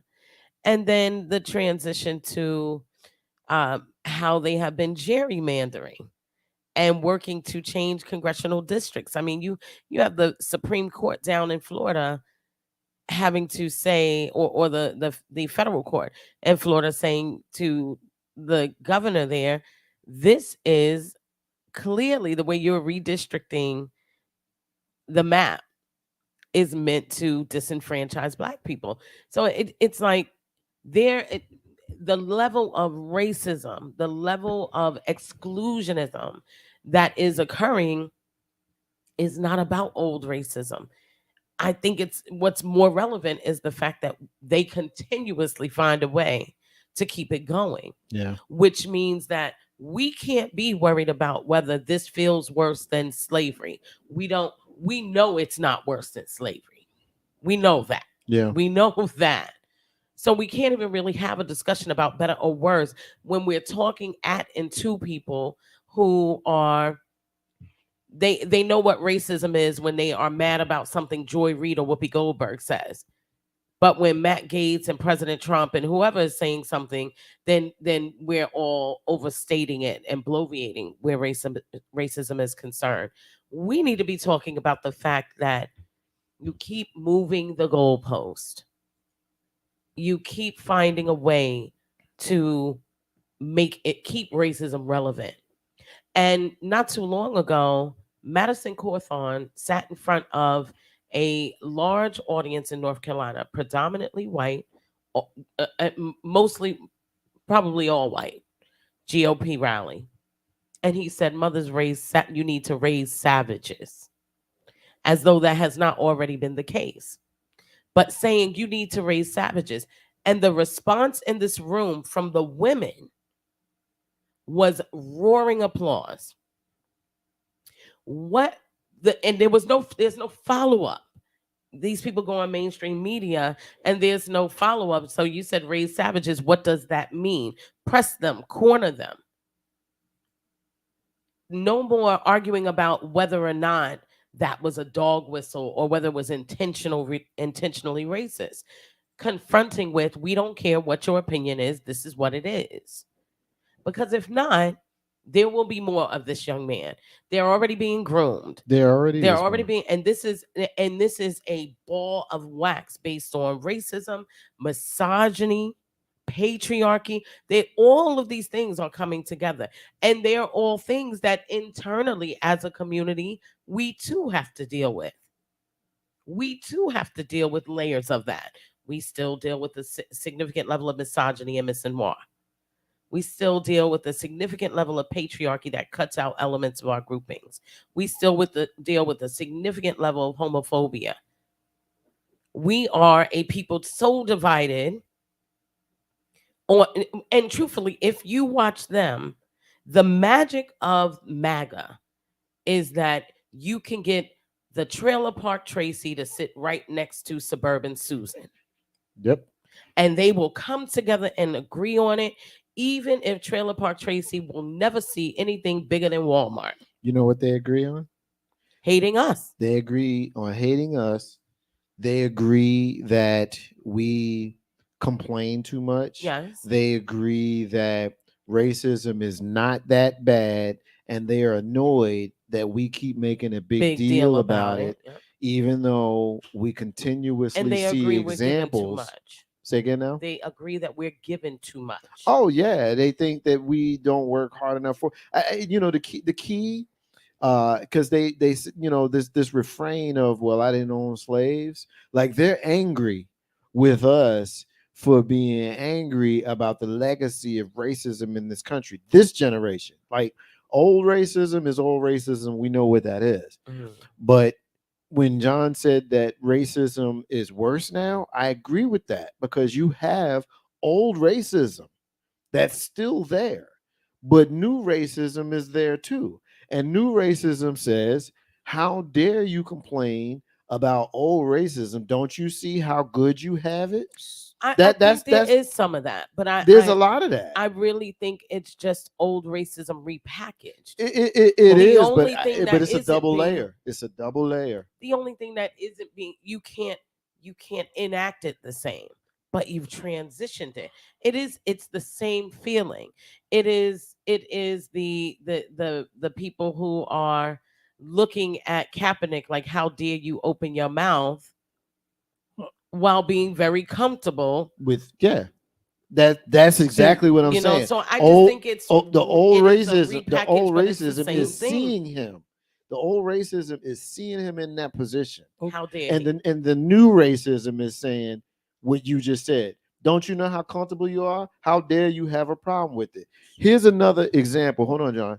Here's another example. You want to talk about that? Yes, I am. You know, I want, because I want to, because as I look at the clock, we're getting into it. So I know you want to get in, but let me introduce something new to the discussion. I'm gonna tear it all apart. Go ahead. Yeah, all right, cool. This one right here is an example of old and new mashing together. The Delaware State University. Shout out to one of my favorite friends from my high school days in Jersey City, New Jersey, who is a member of the NYPD. You know who you are. I'm shouting you out as an alumni at Delaware State University. Shout out to another one of my brothers who I went to high school with. That was a sister. This is a brother who I went to high school with, who's also alumni of Delaware State University. I got two of them that I grew up with that are alumni of this school. This is your peoples who being racially profiled. It's about a 2-minute clip. We're going to play this. We're going to add this to the discussion, and we're going to talk. Take a listen. Are they college students? Okay. This body cam video shows Georgia deputies searching college students' bags during a traffic stop. On board, the women's lacrosse team from Delaware State University, a historically black college, on their way home after a game in Florida. If there is anything in y'all's luggage, we're probably going to find it. Okay? I'm not looking for a little bit of marijuana, but I'm pretty sure you guys, the chaperone, is probably going to be disappointed in you if we find it. I don't really know what they're going to find. 19-year-old Sanaya Kraft recorded parts of the encounter with her phone, thinking it would be part of her video blog about her lacrosse team. She didn't expect she'd end up gathering evidence of what she says was racial profiling by the Liberty County Sheriff's deputies. I don't think I feel as if we were a different colored team, like majority of lacrosse playing teams, that wouldn't have happened. We're going to find out exactly what it is. Delaware State University President Tony Allen said in a statement that he was incensed, and the video taken by players shows law enforcement members attempting to intimidate our student athletes into confessing to possession of drugs and/or drug paraphernalia. What is it? 5 amps. While the university and ASUN conference say they are conducting their own investigations, the Liberty County Sheriff pushed back against allegations of any wrongdoing, citing that the bus violated state law by not staying in the two most right-hand lanes. The sheriff also said patrols pulled over another bus where contraband was found. Although I do not believe any racial profiling took place based on the information I currently have, I welcome feedback from our community. While Kraft says the incident saddens her, she says she's now focused on a brighter future for her and her teammates. I know for us as Black women, sometimes we get looked down on, and I don't want that to happen. I don't want that to ever happen to any of my teammates.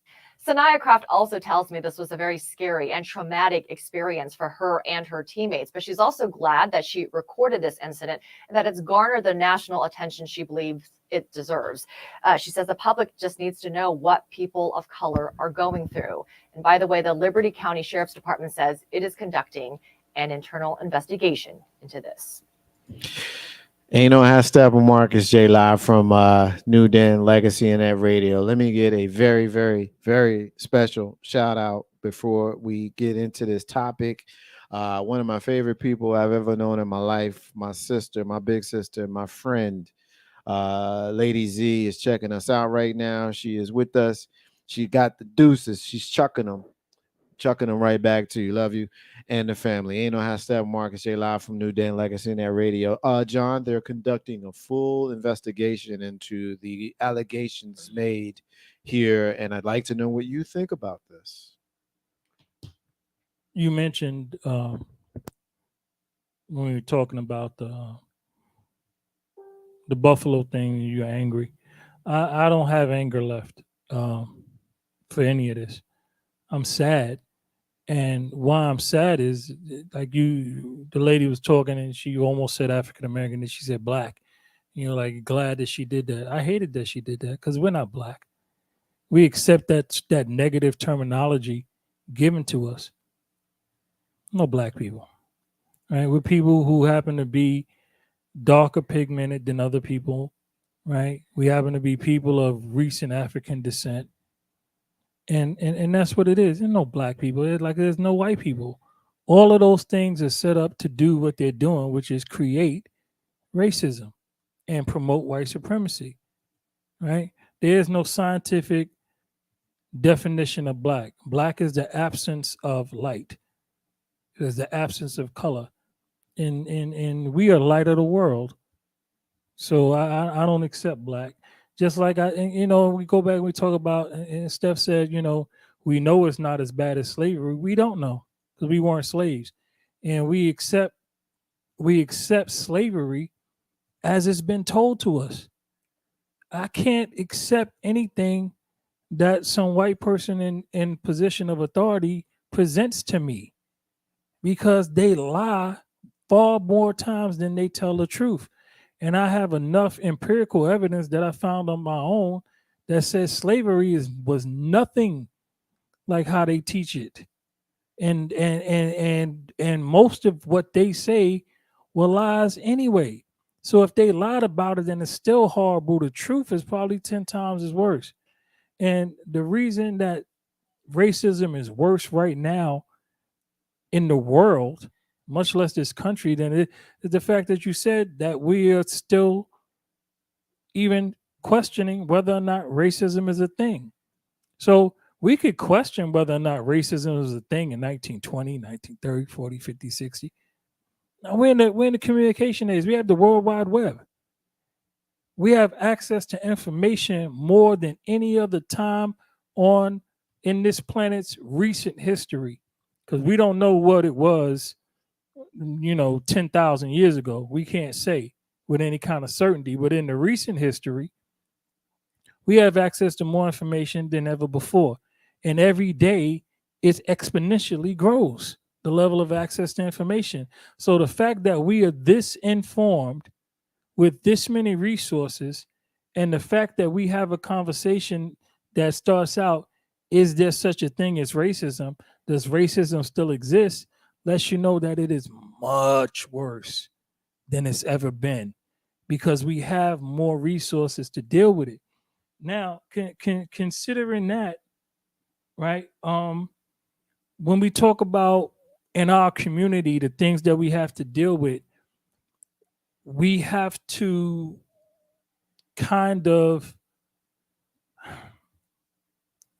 things have to be dealt with. But I do not want to isolate those things to our community, because the only reason why there are issues in our community is because our community is a construct of what white people have created. We have not created our communities. We've not created our way of life. We have not created the ideologies and formats that we follow to live by. We've only replicated what was given to us, and we've not gone in search of what was stolen from us. So to say that in our community we need to deal with the misogyny and that's like black on black crime to me. It doesn't That's really not. to me it seems that way because these are not our things. We are playing with things that were given to us by white people, and we're trying to act like it's ours. Misogyny is not ours. But Miss and Wise practice every single day. But it's not I don't ours. care. I care about whose hands it is in when it is being used as a means of power or subjugation. And when I Fine. say That means deal with it as a whole, but yeah, do but not do not but I'm do not also put it saying in us we as have a some people. things that we have to deal with. We have some things that are a reckoning of our own. But I also don't want to dismiss the sisters that we actually should be talking about, because that tape meant a lot. And so I didn't even talk about that. right, that was the point though. Yeah, but I was going to, but he's wrapping me up. The whole point, the point I was trying to get to about that is we act like it's new. How many other people did they stop and racially profile? Because these people happen to be in a college and somebody caught it on tape. Come on, they probably stopped 100 other people and did much worse to them on the thing based on the fact that they are black. And the coon cop stood up there and said he ain't see no racial profiling. Come on, man, it's pathetic. I think one of the worst parts about this is a bus full of women. There was longer video played that where the police officer that got on the bus, every bit of his tone and language was demeaning. It was derisive. It was condescending. You're looking at a bus full of college athletes who also happen to be women. And your assumption, the focus was, I'm not looking for a little bit of weed. So there goes your initial assumption. And then it goes into, I'm looking for something bigger. What are you looking for? It should be impossible for the sheriff, who happens to be black, to stand there and say, no, there was no racial profiling, without having to be asked deeper questions. What about a big bus full of kids from a university, a labeled bus? I have friends that I went to high school with that went to DSU. We played against them often in football when I was in college. They show up labeled. You know this is a collegiate bus.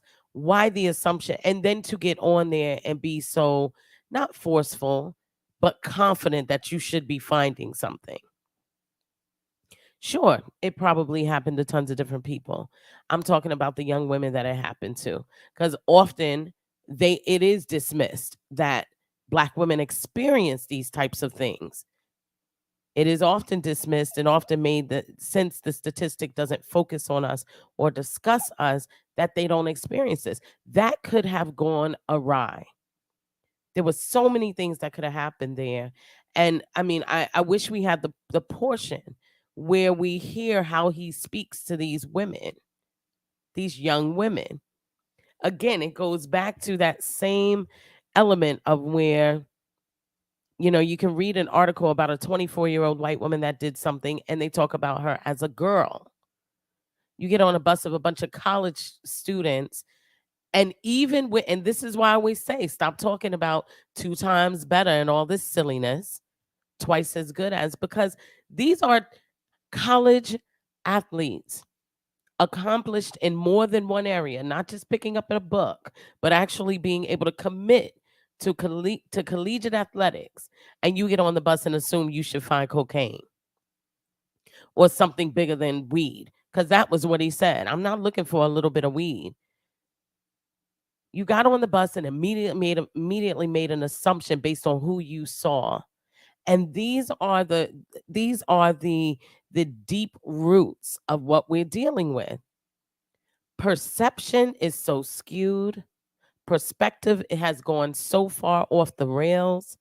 It has been allowed to be created and crafted by one grouping of people, sold to everybody else, branded and believed. And here we are in a situation where that could have gone so many places. And yes, I feel like it should have been recorded. And yes, they deserve that it should be spoken about. Regardless of whether it happened 50 times that day or not, they deserve to have the conversation. It deserves people marching up to that sheriff's department and asking the hard questions. Show us the reporting. What was it that made you pull this bus over? What was the probable cause? I think we stop so quick. We tend to meet the press the situations. We get a surface level answer and stop asking questions. Start grilling them, holding them accountable. I mean, even the situation that we see in Buffalo. Are we going to accept what's being told or force them to dig deeper? And then force the Buffalo PD, for the people who live up there, force them, take this as an opportunity to then start forcing them. And I'm talking about the allies who swear that they understand and care until situations come up. What are you going to do next? Because you've now got to address the greater issues in the Buffalo community. And there was a Buffalo pastor, a reverend, a Black woman, who said this on the news earlier today. And I wish she had gone a little deeper, but she clearly said it. She said, it doesn't matter that he came from 200 miles away. His behavior reflects the city I live in. And those of us who live in the city of New York, you know what it is in upstate New York. And if you have any family in upstate New York, you know exactly what it is.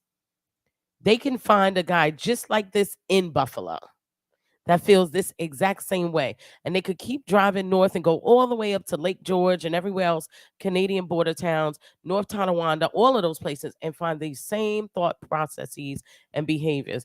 This is that area harbors this type of thing. I think it's more than just that area. I agree. Well, I shouldn't say I agree because I don't know the area, but I don't think that this kind of person is strange. I think that this kind of person is common. Yeah. And I think that he has been unleashed. So I think about the times when you might want to do something outside of what is the norm and you control yourself and you have in your mind, I want to do this. And it might be crazy as hell. You know, we often have crazy ass thoughts and stuff that we know that we ain't got no business doing. But common sense and decorum keeps us from doing those things. You know, I have no doubt that this kid is not I have no doubt that this kid is not the norm. Like I am pretty confident that there are plenty of people who look like him, who come from where he come from, all across this country, who feel the way he feels, and who sit in chat rooms with him, who we see at work, who smile in our faces, because the Black dude who this kid spoke to said, I talked to him for like 45 minutes and he was polite and he didn't give me no reason to think that he would do this. And so we know these people. We work with these people. We go to the stores with these people. We shoot pool with these people. We have beers with these people who want to shoot us up.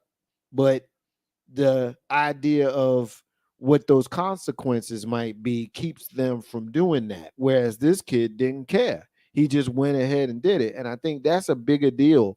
At least for me it is, because we live in a world where this is manifested. Like it got this bad and the kid's only 18 years old. Yeah. And that means to me that this didn't just happen. He was raised into this. And how many more of these people are out there like this? You know, now, one of the questions that I wanted to ask on the show, and as we move towards 10 minutes towards the top of the hour, what does it look like to be an ally? There is a story out there that I think kind of answers the question. I want to play this clip. John, you up first. Let's talk about this. Let's trip off of this Lyft driver who had somebody get in his car as a racist and he wasn't having it. Let's take a listen.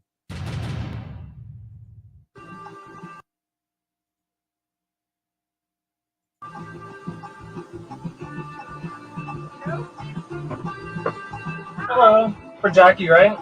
Yeah. How are you? Wow, you're like a white guy. What's that? Are you like a white guy? Excuse me? Are you like a normal guy? Like you speak English? Sorry. Sorry. No, you can get out of the car. I'm gonna What? cancel a ride. That's inappropriate. What? It's completely inappropriate. If somebody was not white sitting in the seat, what would be the difference? Are you serious? She said, wow, you're a white guy. Oh. That's okay. I'm not gonna take the ride. You guys can get out. Really? Yeah, completely inappropriate. Oh, you're a fucking asshole. It's all on You're camera, a piece man. of shit. It's all on I should camera. punch you in the fucking face. You're gonna threaten me? Yeah, Assault. yeah. Fuck you. Wow. Because you guys are racist fucks. You're a fucking asshole. Yeah. Fucking fuck you. Get the fuck out of here. No, I'm calling the cops on you, man. Go ahead. It's all on camera. It's all on camera. Do you guys own the place? Is it your place? That's great. Everyone's gonna know. Fossil's last stand for black people, right? Yeah. Fuck off, you.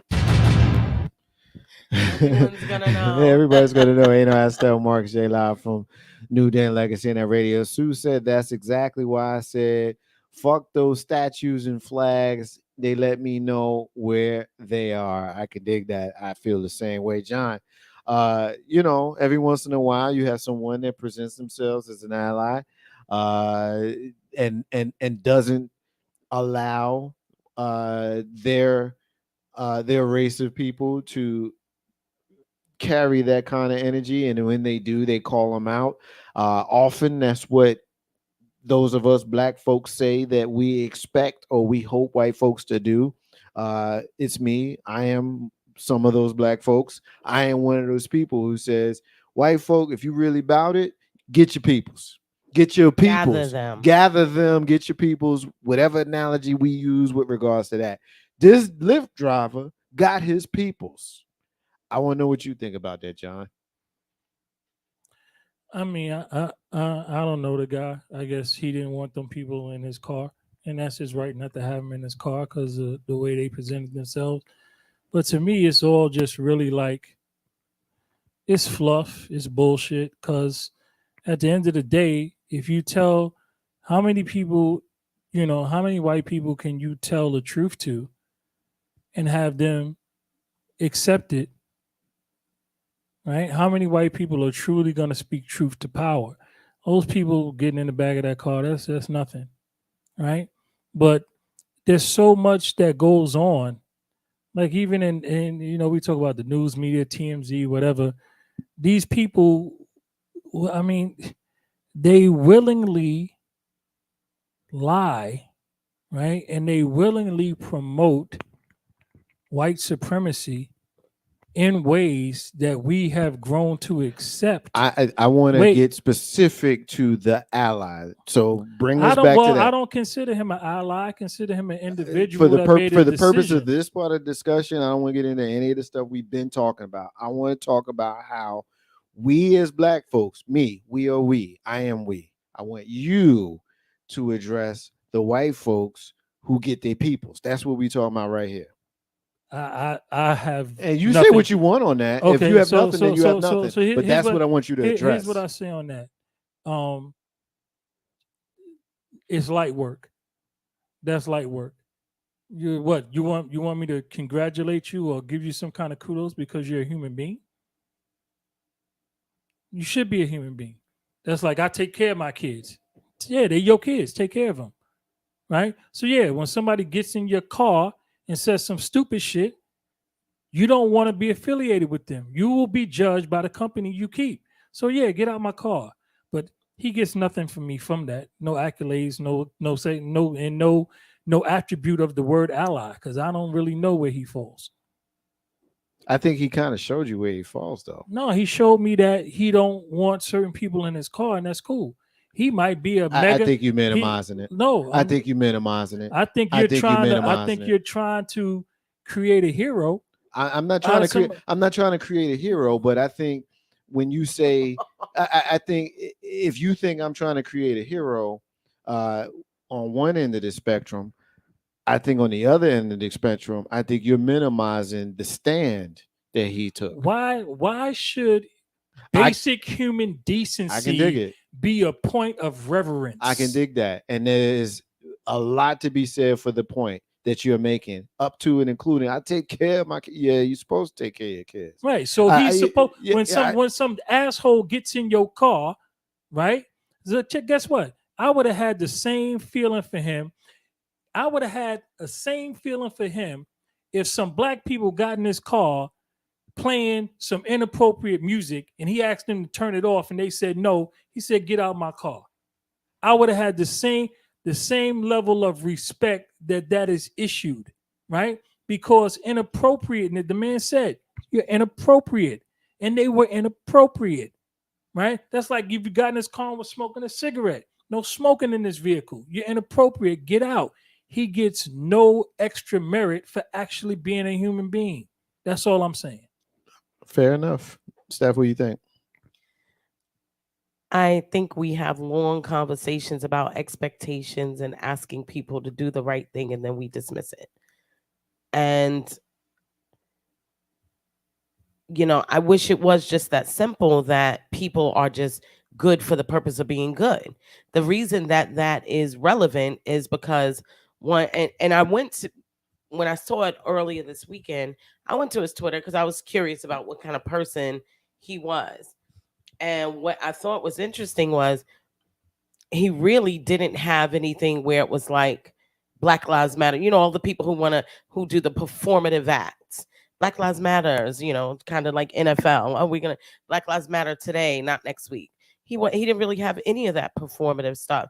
I think it's obvious when someone is doing something because it's who they are, as opposed to it's of the moment. It's the cool thing to do. It's relevant. He didn't have to put that video out.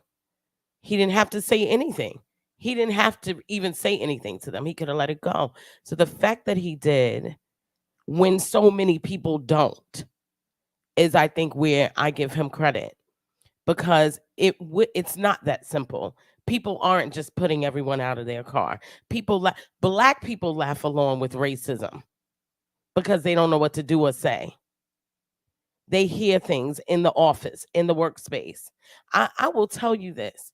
There is a company here where their ongoing key was a joke centered on Native Americans and Asian Indians. They had an ongoing joke, and they would use it whenever they could. And I would be in the room, and in my mind, like, I just can't with them. I would chalk it like, okay, I know who you are. And I would deal with them accordingly, but I hadn't said anything. The fact that he said something it does stand out. It does set it apart. You know how obvious it is that it doesn't happen on a regular basis. She thought she was going to have camaraderie over it. She said, "Are you serious?" Because it's so normal for her to do that and say those things and be accommodated, that someone who looked like her actually speaking up was shocking. At some point, we got to be like, all right, so people are addressing racism as they should. Yes, it should be a standard human behavior. The problem is it's not. Just like people addressing misogyny, it's not. And so when I see someone that is actually standing up and not dismissing it, I often will give them their props. There are a million husbands who aren't being grateful, or a million wives who aren't being grateful. When I see somebody that is good and loving to their spouse, I give them their flowers. In the case of this dude, you don't need a parade, but I do think it's necessary to start pointing those people out, because there are a million ally accounts on Twitter, on Facebook, and everything. Black folk are are letting people shimmy on beat and inviting them to barbecues. It has no value. But in the case of this, if it's one thing, if it takes this person doing this 10 times and then 20 times and then 30 times, I'll give them credit, because the fact of the matter is you can live very comfortably in this world as a white person, ignore racism, and still be okay. So he stood up in a moment where a lot of people wouldn't. I think that's relevant. I think it's worthy. I think we, John, you disagree, and I respect that. I think there's something to be said for not getting credit for doing the things that you're supposed to be doing, particularly when you speak of the analogy. I take care of my kids. Like we all have heard that refrain. I take care of my kids. You're supposed to take care of your kids. Like why are we like praising you? For taking care of your kids. I do think it's a false equivalency, in the sense that we know that uh, you got some folks that's just not going to take care of their children. It's just not. Uh, and it's children versus racism. The legacy of racism in this country is different than the legacy of not taking care of your kids in our community. There are far more people, men, black men, that are taking care of their kids. I've seen studies, and I don't have them to grab on to right now, so don't ask me about them. But I've seen studies that have said that more black men take care of their children than any other demographic of men in our country. Now, We are the better fathers in 10 categories. it is one of those things where the narrative does not lend itself towards that, but apparently the numbers do, where we live in a country where we have a legacy of racism and a legacy of indifference towards racism for people who are unaffected by it. White people who would purport to be good people, white people who have black friends, who hang out with black people, who are invited to cookout. When they see George Floyd, the first thing they ask is, well, what'd he do? Anybody who knows me knows that I listen to the Village of Faith church, Mike Jones, Congress person Mike Jones here in Richmond, Virginia. I have become councilman. I'm sorry. Thank you for correcting me. Councilman Mike Jones here locally. And I've been listening to him and following him for a little while. I'm not a Christian person. I've not been one since I was in my teenage years, and I'll never be a Christian. I just won't. But I like him. And one of the things that he said in yesterday's word was, you have your crew and you have your crowd. The crew and the crowd. The crowd, you got a problem. Damn, John, I'm tripping right now, and I got to figure out how I'm going to do X, Y, Z. The crowd is going to wonder, well, what'd you do? Why'd you end up in that situation? Whereas the crew is going to be, how we going to fix it? You see what I'm saying? The crew and the crowd. The crowd is trying to figure out how they can not be involved in the solution at the same time trying to seem like they are. Whereas the crew, they ain't asking no questions. Where I need to be, what we need to do. Let's get it. There's a difference. And so when we're looking at allies, right? White folks who purport to be unbiased in their position with regards to race.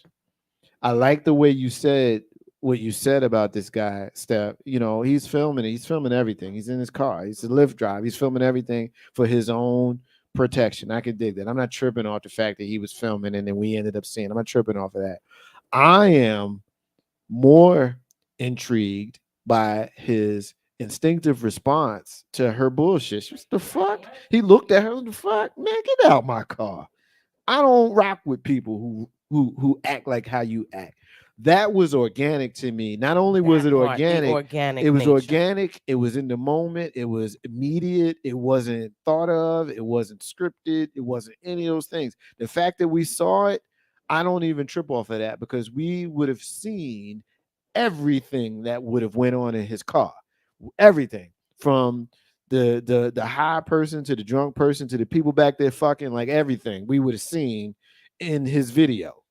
I'm in the mood. Yeah, I'm in the mood right now. Just, you got to go with me. Taxi cab confessions. Yeah, shout out to Home Box Office. But we would have seen everything that went on in his lift. We just happened to see him check this white woman on the spot immediately. And I respect what you're saying, John, about how I don't want to give no credit to nobody for doing the decent human thing. I respect that. a lot, and I need you to know that I respect that. I respect that's where you coming from. You know, I get that. John I does get not it. give out ally cookies. I can dig that, and that's get fine, that. and I respect that, you know, and I typically am not one for doing that either. But I like also what you said, Steph, about when, you know, we tell them when we come on this show and we have our conversations, like we tell them, get your peoples, man, get your peoples, because they wild and get your peoples. When we see situations like the George Floyd, and we get the indifferent white people who want to ask, you know, well, what'd he do? That's the crowd. That's the crowd. What'd he do? You don't get to ask me. You don't get to ever ask me what George Floyd did. You don't get to ask me what George Floyd did. If George Floyd didn't pull out a gun and pistol whip this dude, then whatever he did wasn't worth what he got. Exactly. That's the crowd. That's the crowd. The crew, when they saw what happened to George Floyd, they immediately was open, startled. Yes. Like, yo, what's going on? That's the difference. So here's my thing. And I listen, we know this, and just so that our audience understands it, the level of respect in this group is unmatched. And we'll just leave it at that. And we know it, and y'all need to know it by this point. Here's my thing with George Floyd, with so and so, and you said the people that we talking about, they were shocked. See, to me, yeah, you shouldn't be shocked because I wasn't. So let's tell the truth and shame the devil. You shouldn't be shocked. You know where you live, you know who you are, and you know who your people are. They in your family. So you ain't shocked. Ain't nothing shocking about that man putting his knee on that man's neck for 10 minutes and killing him. That's not shocking. It's regular. It's the American way. So don't act shocked and surprised when you know what your people do, right? I've been online a lot the last few years, and I have actually not met, but I've actually seen some white people speak truth to power, which is really, I've heard white people say that anti-Semitism has been corrupted to promote white supremacy. I've heard white people say that George Washington and Thomas Jefferson were worse human beings than Adolf Hitler. I heard white people say that. I've heard them say that, yeah, the way people were treated in America during the time of slavery is nothing like the bedtime stories that they tell you. It was much, much worse. So you think it's bad, you have no idea. And it wasn't from 1611. It really didn't start to the middle 1700s when it got harsh, when they designated white people versus black people, when they made it a racial thing, when it was no longer just indentured servitude, when they created the construct of racism pre-1776, right? So the whole ideology of allied white people, the only problem I have with that is what you said there at the end, Mark, is about their shock, and it's no shock. Y'all know what it is. Y'all know where y'all live. Like I used to just brush it off on stupidity because people are stupid, but ignorance is bliss. So it's easy for you to not have to talk, to not have to have the talk with your kid, knowing that I have to have the talk with mine. So it's easy for you to just act like you don't understand that America is an evil, wicked construct, and it proceeds to get more wicked exponentially as it ages. That by the time we celebrate a tricentennial, we would have done more evil in 300 years than the Holy Roman Empire did in 3,000. Right? Just considering the fact that we recently bombed some Somalian children during this Russian conflict. America dropped bombs in Somalia. We just declared war in Africa, saying that we're going against Russian. We're going to stop Russia from helping Africans under the auspices of we're going against war. We're going to war against Russia's in that. No, the Russians have been helping the Africans. Guess what Russia didn't do? They didn't promote the slave trade. Right? And I ain't trying to get them a cookie either, but if they're in there trying to pay a fair fee for some services rendered, and you want to stop that from the Africans because they decide that they want to go get Fuckistan or wherever they went into to drop some bombs on some other white people, which is none of our business, considering the fact that that country has a racist practice within its own constitution. They live on the fact that they as white people are better than black people, God-given. That is the principle of the country that we stand up and talk about we defending. When they beat the shit out of Haitians in Mexico and tell us to make room for them coming from across the sea. Right? This ain't new. This ain't new. Christopher Columbus became a hero in the 1930s. Before that, nobody gave a damn about Christopher Columbus. You know why? Because of the discrimination that Italian immigrants were facing coming into this country. So they created a hero in Christopher Columbus who ain't even goddamn Italian, he's Spanish. Right? You getting a history lesson right now. So that's some real shit. But the whole point I'm trying to get to is that at its core, right? And listen, I'm not moving, right? Because the idea for the rest of the world to know the length of the evil that this country will bring upon you protects me when I travel. Everybody's scared of the devil, and they should be. So I use that as protection when I travel. When I show my American passport, they go, "Don't mess with him." And I accept it, but I'm not hiding it.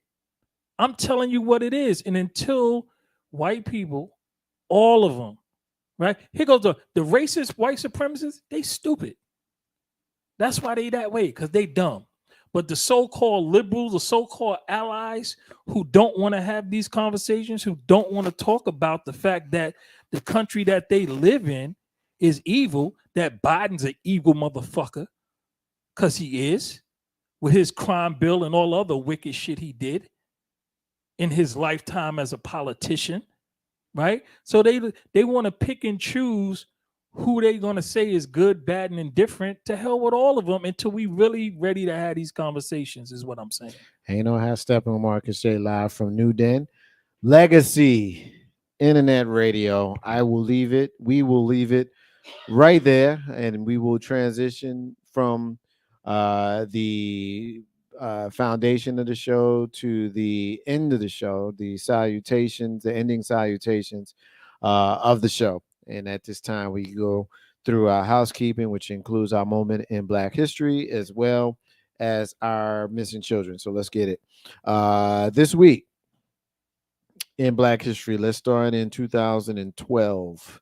We'll see North Carolina legislature in 2012 now.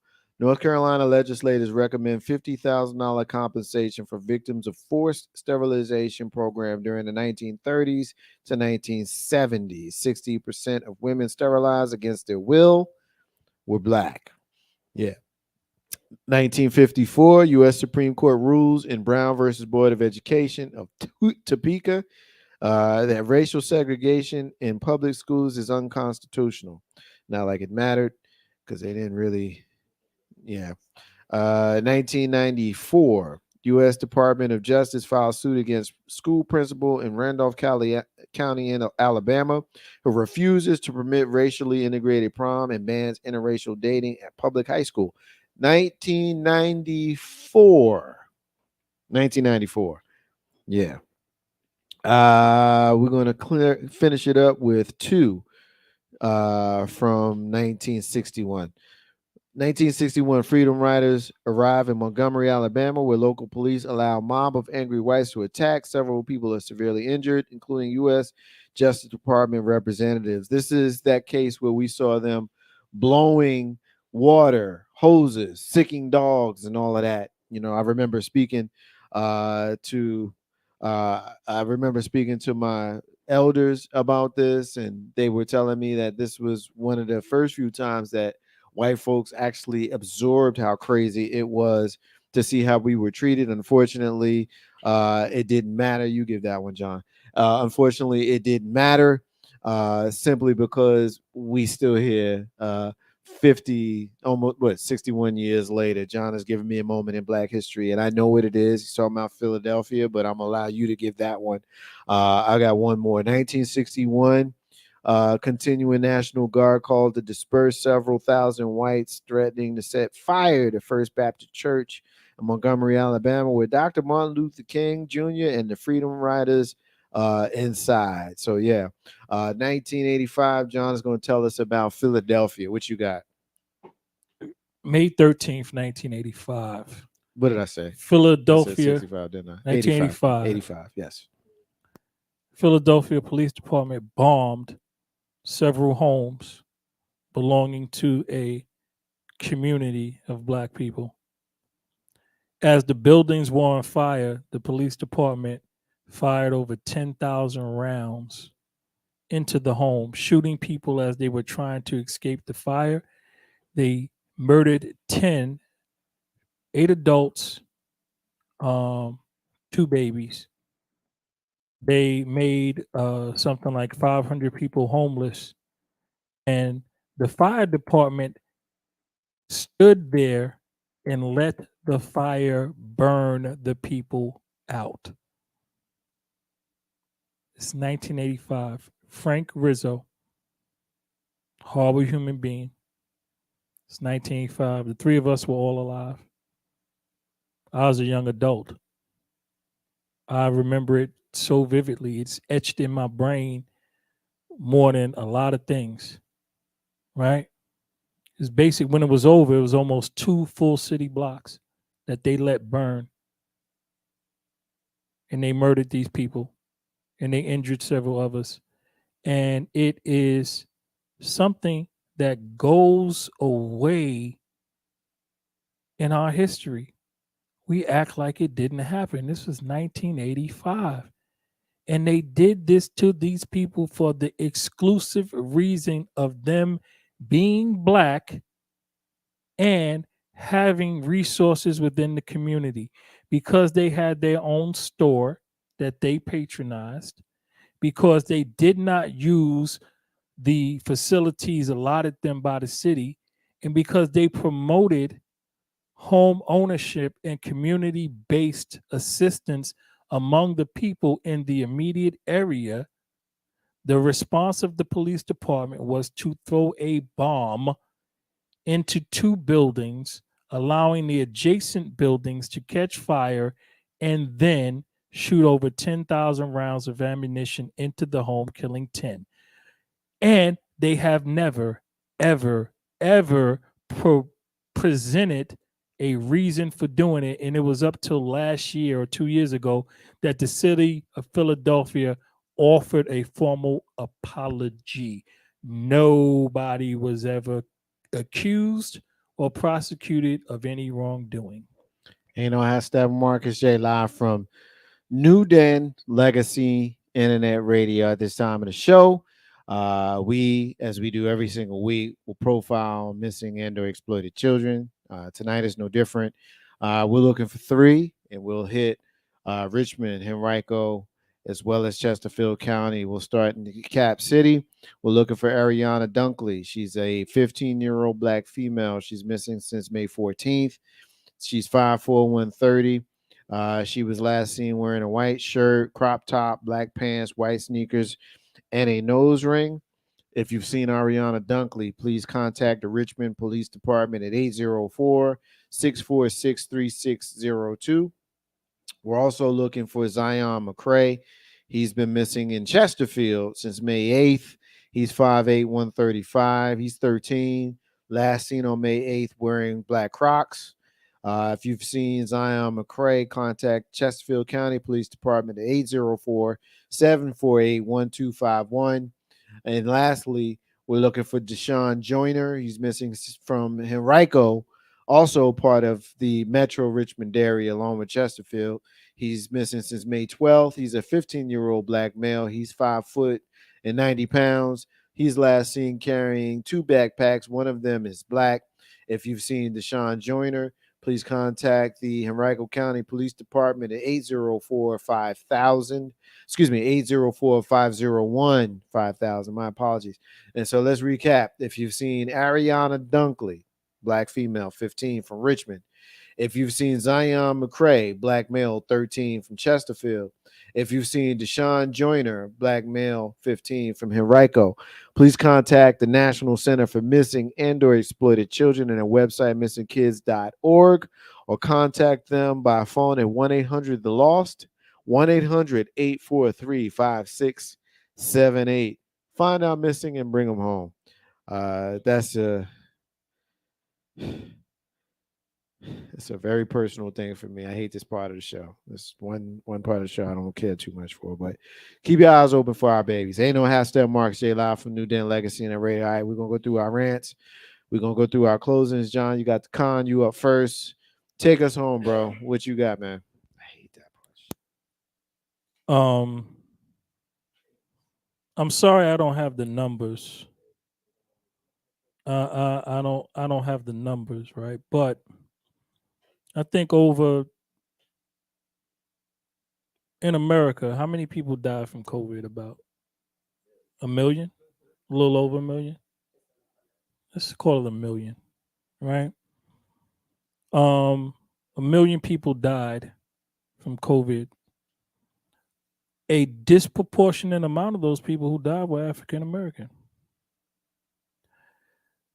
A big number of those who died were obese. There are deliberate food deserts in the community. There's promotion of behavior that destroys the human body, directed at African American, Black communities, whatever you want to call them, people of color, whatever the token is for the day, for the community. We know these things, right? We spent about $1.5 trillion dealing with COVID, about 1 million deaths. I have no idea how many Black people have died in this country for the sake of the wealth of this country. With 1/3 of that same money, we could create a system that would promote and encourage better living for Black people in this country, right? Without any of the money, we could have a conscious decision in this nation to cease and desist the psychological warfare being waged against people, not just Black people, but white people too. I mean, Black people are suffering in a physical way, but white people are suffering in an emotional, mental way because they're going crazy behind the bullshit that's being put on them. The whole nation is being turned upon itself for the purpose of profit, right? And this is why it's hard for me to even deal with things on such a level to where we say we need to, deal with, going back to we were talking about, deal with stuff ourselves and things we need to deal with in our community. Of course, we need to deal with these things, but we need to deal with these things because they're bad. Not because they are in our community, because they're in our community because it's not our way. None of this is our way. None of this is our language. None of this is our culture, besides, entertainment for the most part. None of this is what we would do naturally, right? This is not how we deal with people. not how we deal with one another. This is learned, instructed behavior that was drilled into us through torture. Physical and mental torture created the situations that are so horrific within our community and within the country as a whole. But of course, these things are worse in our community because we have less real resources to deal with it, and we have less help in dealing with it, right? And no one is trying to pick out a few and help, right? So we had a crap epidemic and we have an opioid crisis. I mean, it's just as simple as that. If you can understand that, I mean, you'd understand what we were going through, and it goes back to what we opened up with the boy. I wish I knew the boy's name. They shot him. He put his hands up. They shot him. He got on his knees with his hand up. They shot him again. He laid down, face down on the ground, did not move, and they shot him some more times. And he didn't have a gun, and he didn't commit a crime, and he didn't do anything. And the next boy or the man, Marcus said we're not going to call him a boy or a kid. The man killed 10 people and was arrested without a scratch. Right? If it's not plain, I can't make it any plainer, people. There's nothing I can do or say to make it plainer for you all to see. Right? And again, Black folk, if you want to protect yourself, educate yourself, increase your value through finding a way to get some money, get you some life insurance, right? Get you some life insurance. And I see all these memes and stuff when people getting pulled over by the police and they say all this fancy stuff about the law and probable cause and I know my rights, and then start saying I got life insurance. Start saying that. Say if you kill me, they coming for your house. I'm with Allstate or whoever you with. I got MetLife. They coming for you. They wicked. So don't kill me, please. And get them, whatever they want to do. Stop trying to argue dumb shit about I don't got to talk to you and I don't answer questions. And let that man go ahead about his business and take your ticket and fight it later or pay it or do whatever you're going to do. Please stop arguing. The problem with arguing with a stupid person is at a distance, a person can't tell the difference. It's just two people arguing. So let's stop that. Get some life insurance. Make yourself valuable. Try to create something where your children do not have to suffer through trying to survive. Make a world where your children can just be who they want to be, do what they want to do, and find their God-given talent. Everybody has some kind of talent, and then learn how and grow that talent, and let them be a positive influence on the rest of the world without having to think, oh, I got to get a job, I got to do this, I got to do that, I got to pay because I got to pay money. Why? Because I got to help my mother pay her bills. Come on, let's end that. I lived that. I had a job at 12 and I had a light bill that came with it. For 8 years of my life, I paid my mother's light bill, and then I later paid more than that.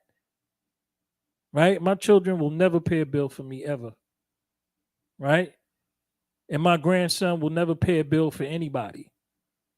Right? My grandson will know a life where all he will ever have to care about is what he wants to do, what he good at, and how he can be a positive influence on the world. He will never worry about a dime in his adult life. So try to work that out for your children. Get yourself some life insurance and stop going for the okie doke. That's my rant. You know how Steph Marcus J live from New Den, Legacy Internet Radio. Steph B. It is that time. Yeah, I think we all have kind of it's been a long night, it's been a long show. This one was down, and it's wearing on you, John, and it's wearing on you, Steph, and I will close us out after you have the penultimate word tonight on the show. I love that word. I do too. That's one of my favorites. Yeah, I really like I just like penultimate. saying that. Yeah, Yeah, I it's like that cool. word too. Yeah. What you got, Steph?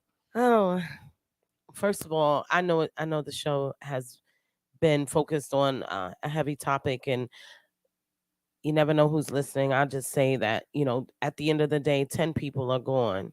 We had 86-year-old woman, 77-year-old woman. We have women who should have been able to leave this earth in peace. They've been around long enough to see the United States of America in many different iterations. And so it's more than just 10 deaths. It is the ending of legacies for some families. There were grandmothers that were grocery shopping and children that were traumatized merely because they were in the room. So just, condolences to those families. And I hope that at some point, those folk want to be better. But my rant tonight is for my favorite people, my sisterhood. And I just want to say, don't believe the noise in your ear.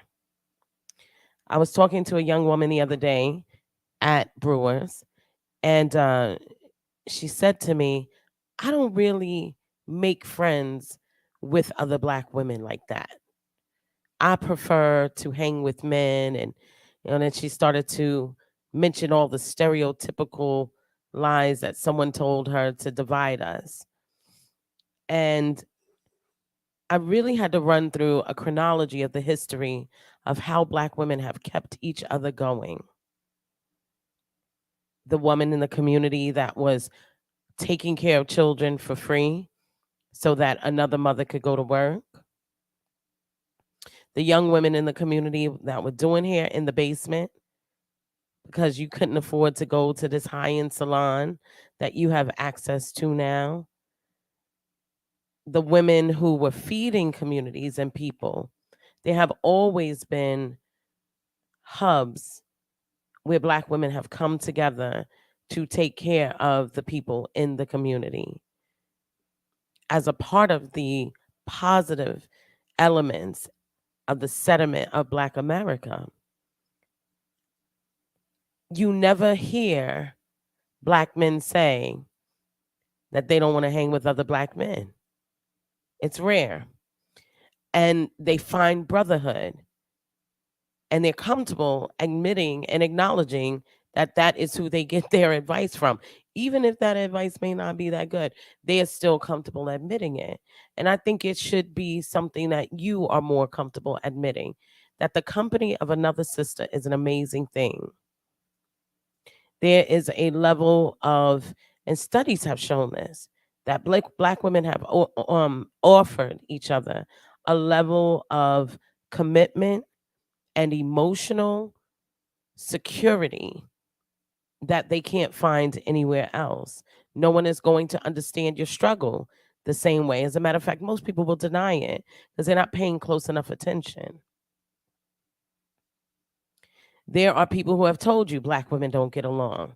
Well, I'll tell you, there are almost, actually, I did the homework this weekend because I was very curious after talking to her. And the statistics of Black women killing Black women at one time between 1994 and 2002 were so low that it became a negligible statistic from the FBI. We like one another, contrary to the people out there telling you that we don't get along. I've heard this come from many people who are not Black women. Y'all always fighting, you don't get along. No, we're not. We're not killing each other in the streets. We're not doing that. Clearly, we like one another. The same people who say we don't like each other will also sit around and talk about how we kiki and ha together. So do we like each other or don't we? We do. Not only do we like each other, we benefit from each other's love. We benefit from each other's support. We benefit from each other's experience. And we are necessary to one another. So when you feel like you're in a moment that somebody might pick you, and the way to get picked is to say that you don't make friends with other people who look like you and who lived very similar experiences. Because I will tell you that the Black woman in corporate America will have the same experience as the Black girl that's working at McDonald's. At some point, someone lets us both know that we are Black women in a space that doesn't necessarily care for us. We need one another. There should never be joy and being able to say or being comfortable saying that you don't make friends with the people who look like your mother and grandmother. And if you're that person, you go to StephanieBryant.com. I'll get you right. I'm not a certified coach for nothing. Sometimes you got to find balance, and often you find that balance within your sisterhood. And that's my rant. You know, Steppin with Marcus J live from New Den Legacy Internet Radio. Of course, lots and lots of thank yous due to everybody who has been rocking with us tonight. We had a very, very emotional show tonight. Very, very special thank you goes to John, who I love and I appreciate your leadership and your brotherhood. And you're just a good man, man. And I just enjoy you. So thank you. Steph, you always bring an intellect and a calm around me. Like when you're around, I kind of feel a little bit more in balance than I may feel when you're not, I feel more in balance when you're around than I do when you're not around. So thank you for, leveling me out. Jody Smith, anybody that's ever been around me when I've talked about Jody or had her around, y'all already know that's my little sister, yo. And so I'm gonna put her over every single time. And the cool thing is, it's not fake because she dope. It'll be a whole different thing if she wasn't dope, but she dope.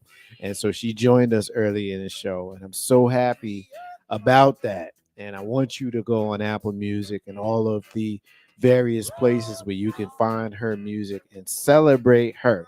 Download her stuff and find her greatness as I and John and Steph has found her greatness. She's been a part of us here at Legacy and Radio for a long time, and she will continue to be. When she got something going on, we're gonna rock with her. Shout out to our brother James Knox, who was listening to us for most of the show, and he's hitting us up. I had been putting you had a comment earlier, James, and I put it on the screen, and now you're responding. Great show, and we thank you for saying that and for being a part of this. I've already started my ending music. It's usually a 6-minute run. And right now we're somewhere in the mid 4 minutes, so I won't take up the rest of that time. I'll just say, well, I won't say I won't because then I might be lying. Let me just say I will try not to. I'm different now. When I was younger, I kind of traded off of being grumpy and surly and basically mean. Because it was indigenous to how I was. It was in my spirit. And there's still a lot of that in me. Like people stupid and they piss me off and I want to cuss them out. I suppress a lot of that and I've replaced that energy with love, which is the reason why I'm so emotional. I feel everything. When I talk to people that I care about, like if I don't tell you I love you, it's probably because I don't fuck with you. It's just real talk. But if I'm constantly always singing your praises like John and like Steph and like Jody and like Jay Grizzy, cousin Terry and Sue, especially Sue.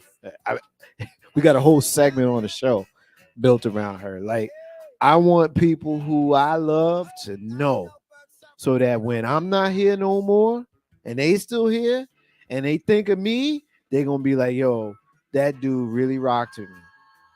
And if they gone and I'm still here and they name come up, I'm gonna always shout them out.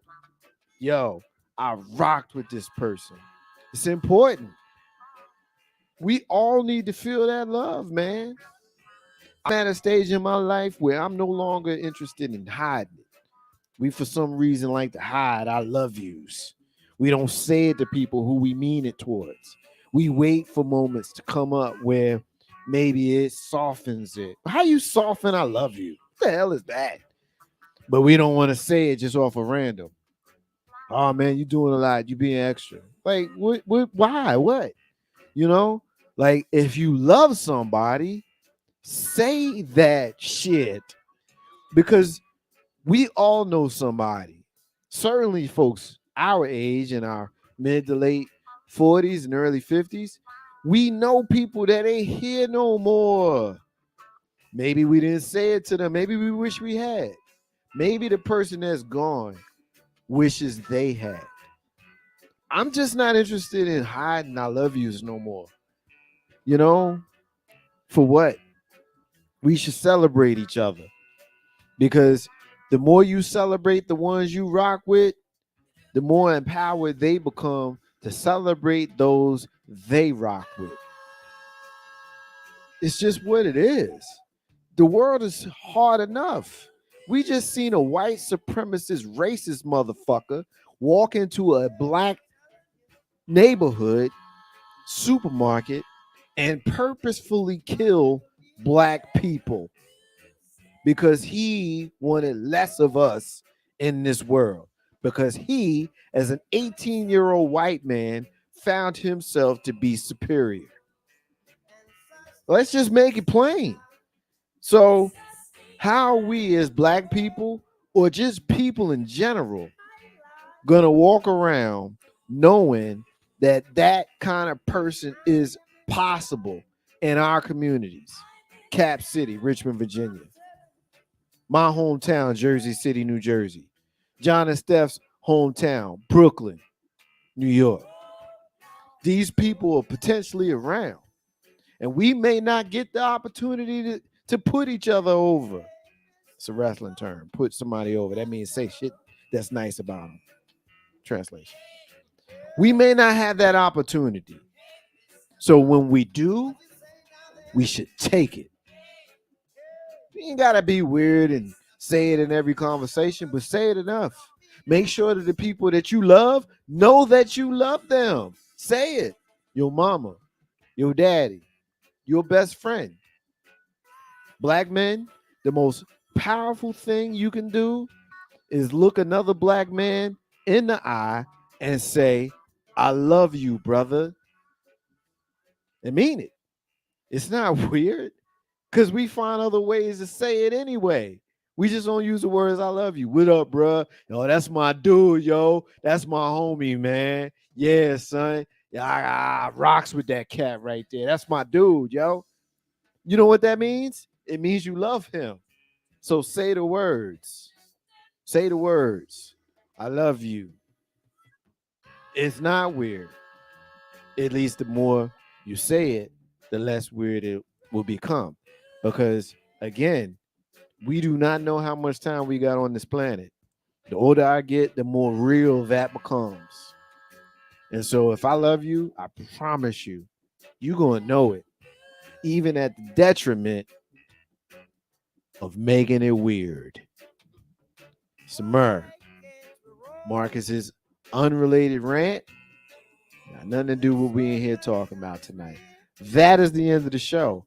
I want to remind everybody that independence is the key to building your legacy. I also want to say peace to all of the stars and all of the squares. In the abundance of water, the fool is thirsty. Those are the words of Bob Marley, who you hear singing in the background on the second spin. I did have to restart the song because I guess I did talk more than 6 minutes. I want you to be blessed. I want you to give grace. But more importantly, I need you to keep it 100. Authenticity has no competition. Here at Legacy Internet Radio and Ain't No Hashtag on Marcus J, we are celebrating 10 years in live podcasting and internet radio. We thank y'all because we couldn't do this unless y'all listen. So thank y'all. Ain't No Half Step with Marcus J. We'll be back here live from New Den of Legacy Internet Radio next week. We'll be back here next week. I don't know what we're doing the week after that, or the week after that, or the week after that.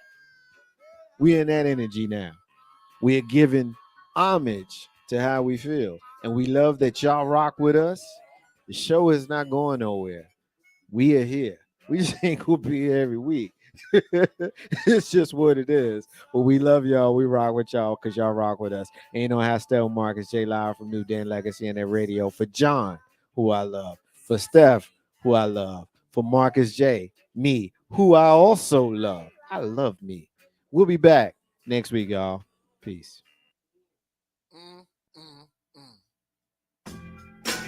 Oh yeah, I'm with this, with it. I'm just gonna lay back and I'm gonna drop some smooth lyrics. So tune in 7 to 9:30 and don't be late. We about to set it straight. Ain't no half stepping with Marcus J. Word. I'm ready, let's go. Ain't no half stepping, that's the name of the show. Yeah, Marcus J hosting and we ready to go. Yeah, Hunters talk sprinkle with a dash of humor to the legacy listeners and the online viewers. What you wanna talk about, call it, we're hearing you. Cover all topics, touch on the main issues. With the flow in this show, bring the heat. The word on the street, Wizard Earl on the beat. We superb in the D, legacy online. 7 to 9:30, please be on time. Ain't no half stepping with Marcus J, my brother. If they can't hang, word to their mother. And he been on this grind for a while. The brother so smart, plus brother got style. Up in Richmond, we on the mission, before force. And listen up, this Marcus J start to talk, running back. And he been on this grind for a while. The brother so smart, plus brother got style. Up in Richmond, we on the mission, before force. And listen up, this Marcus J start to talk.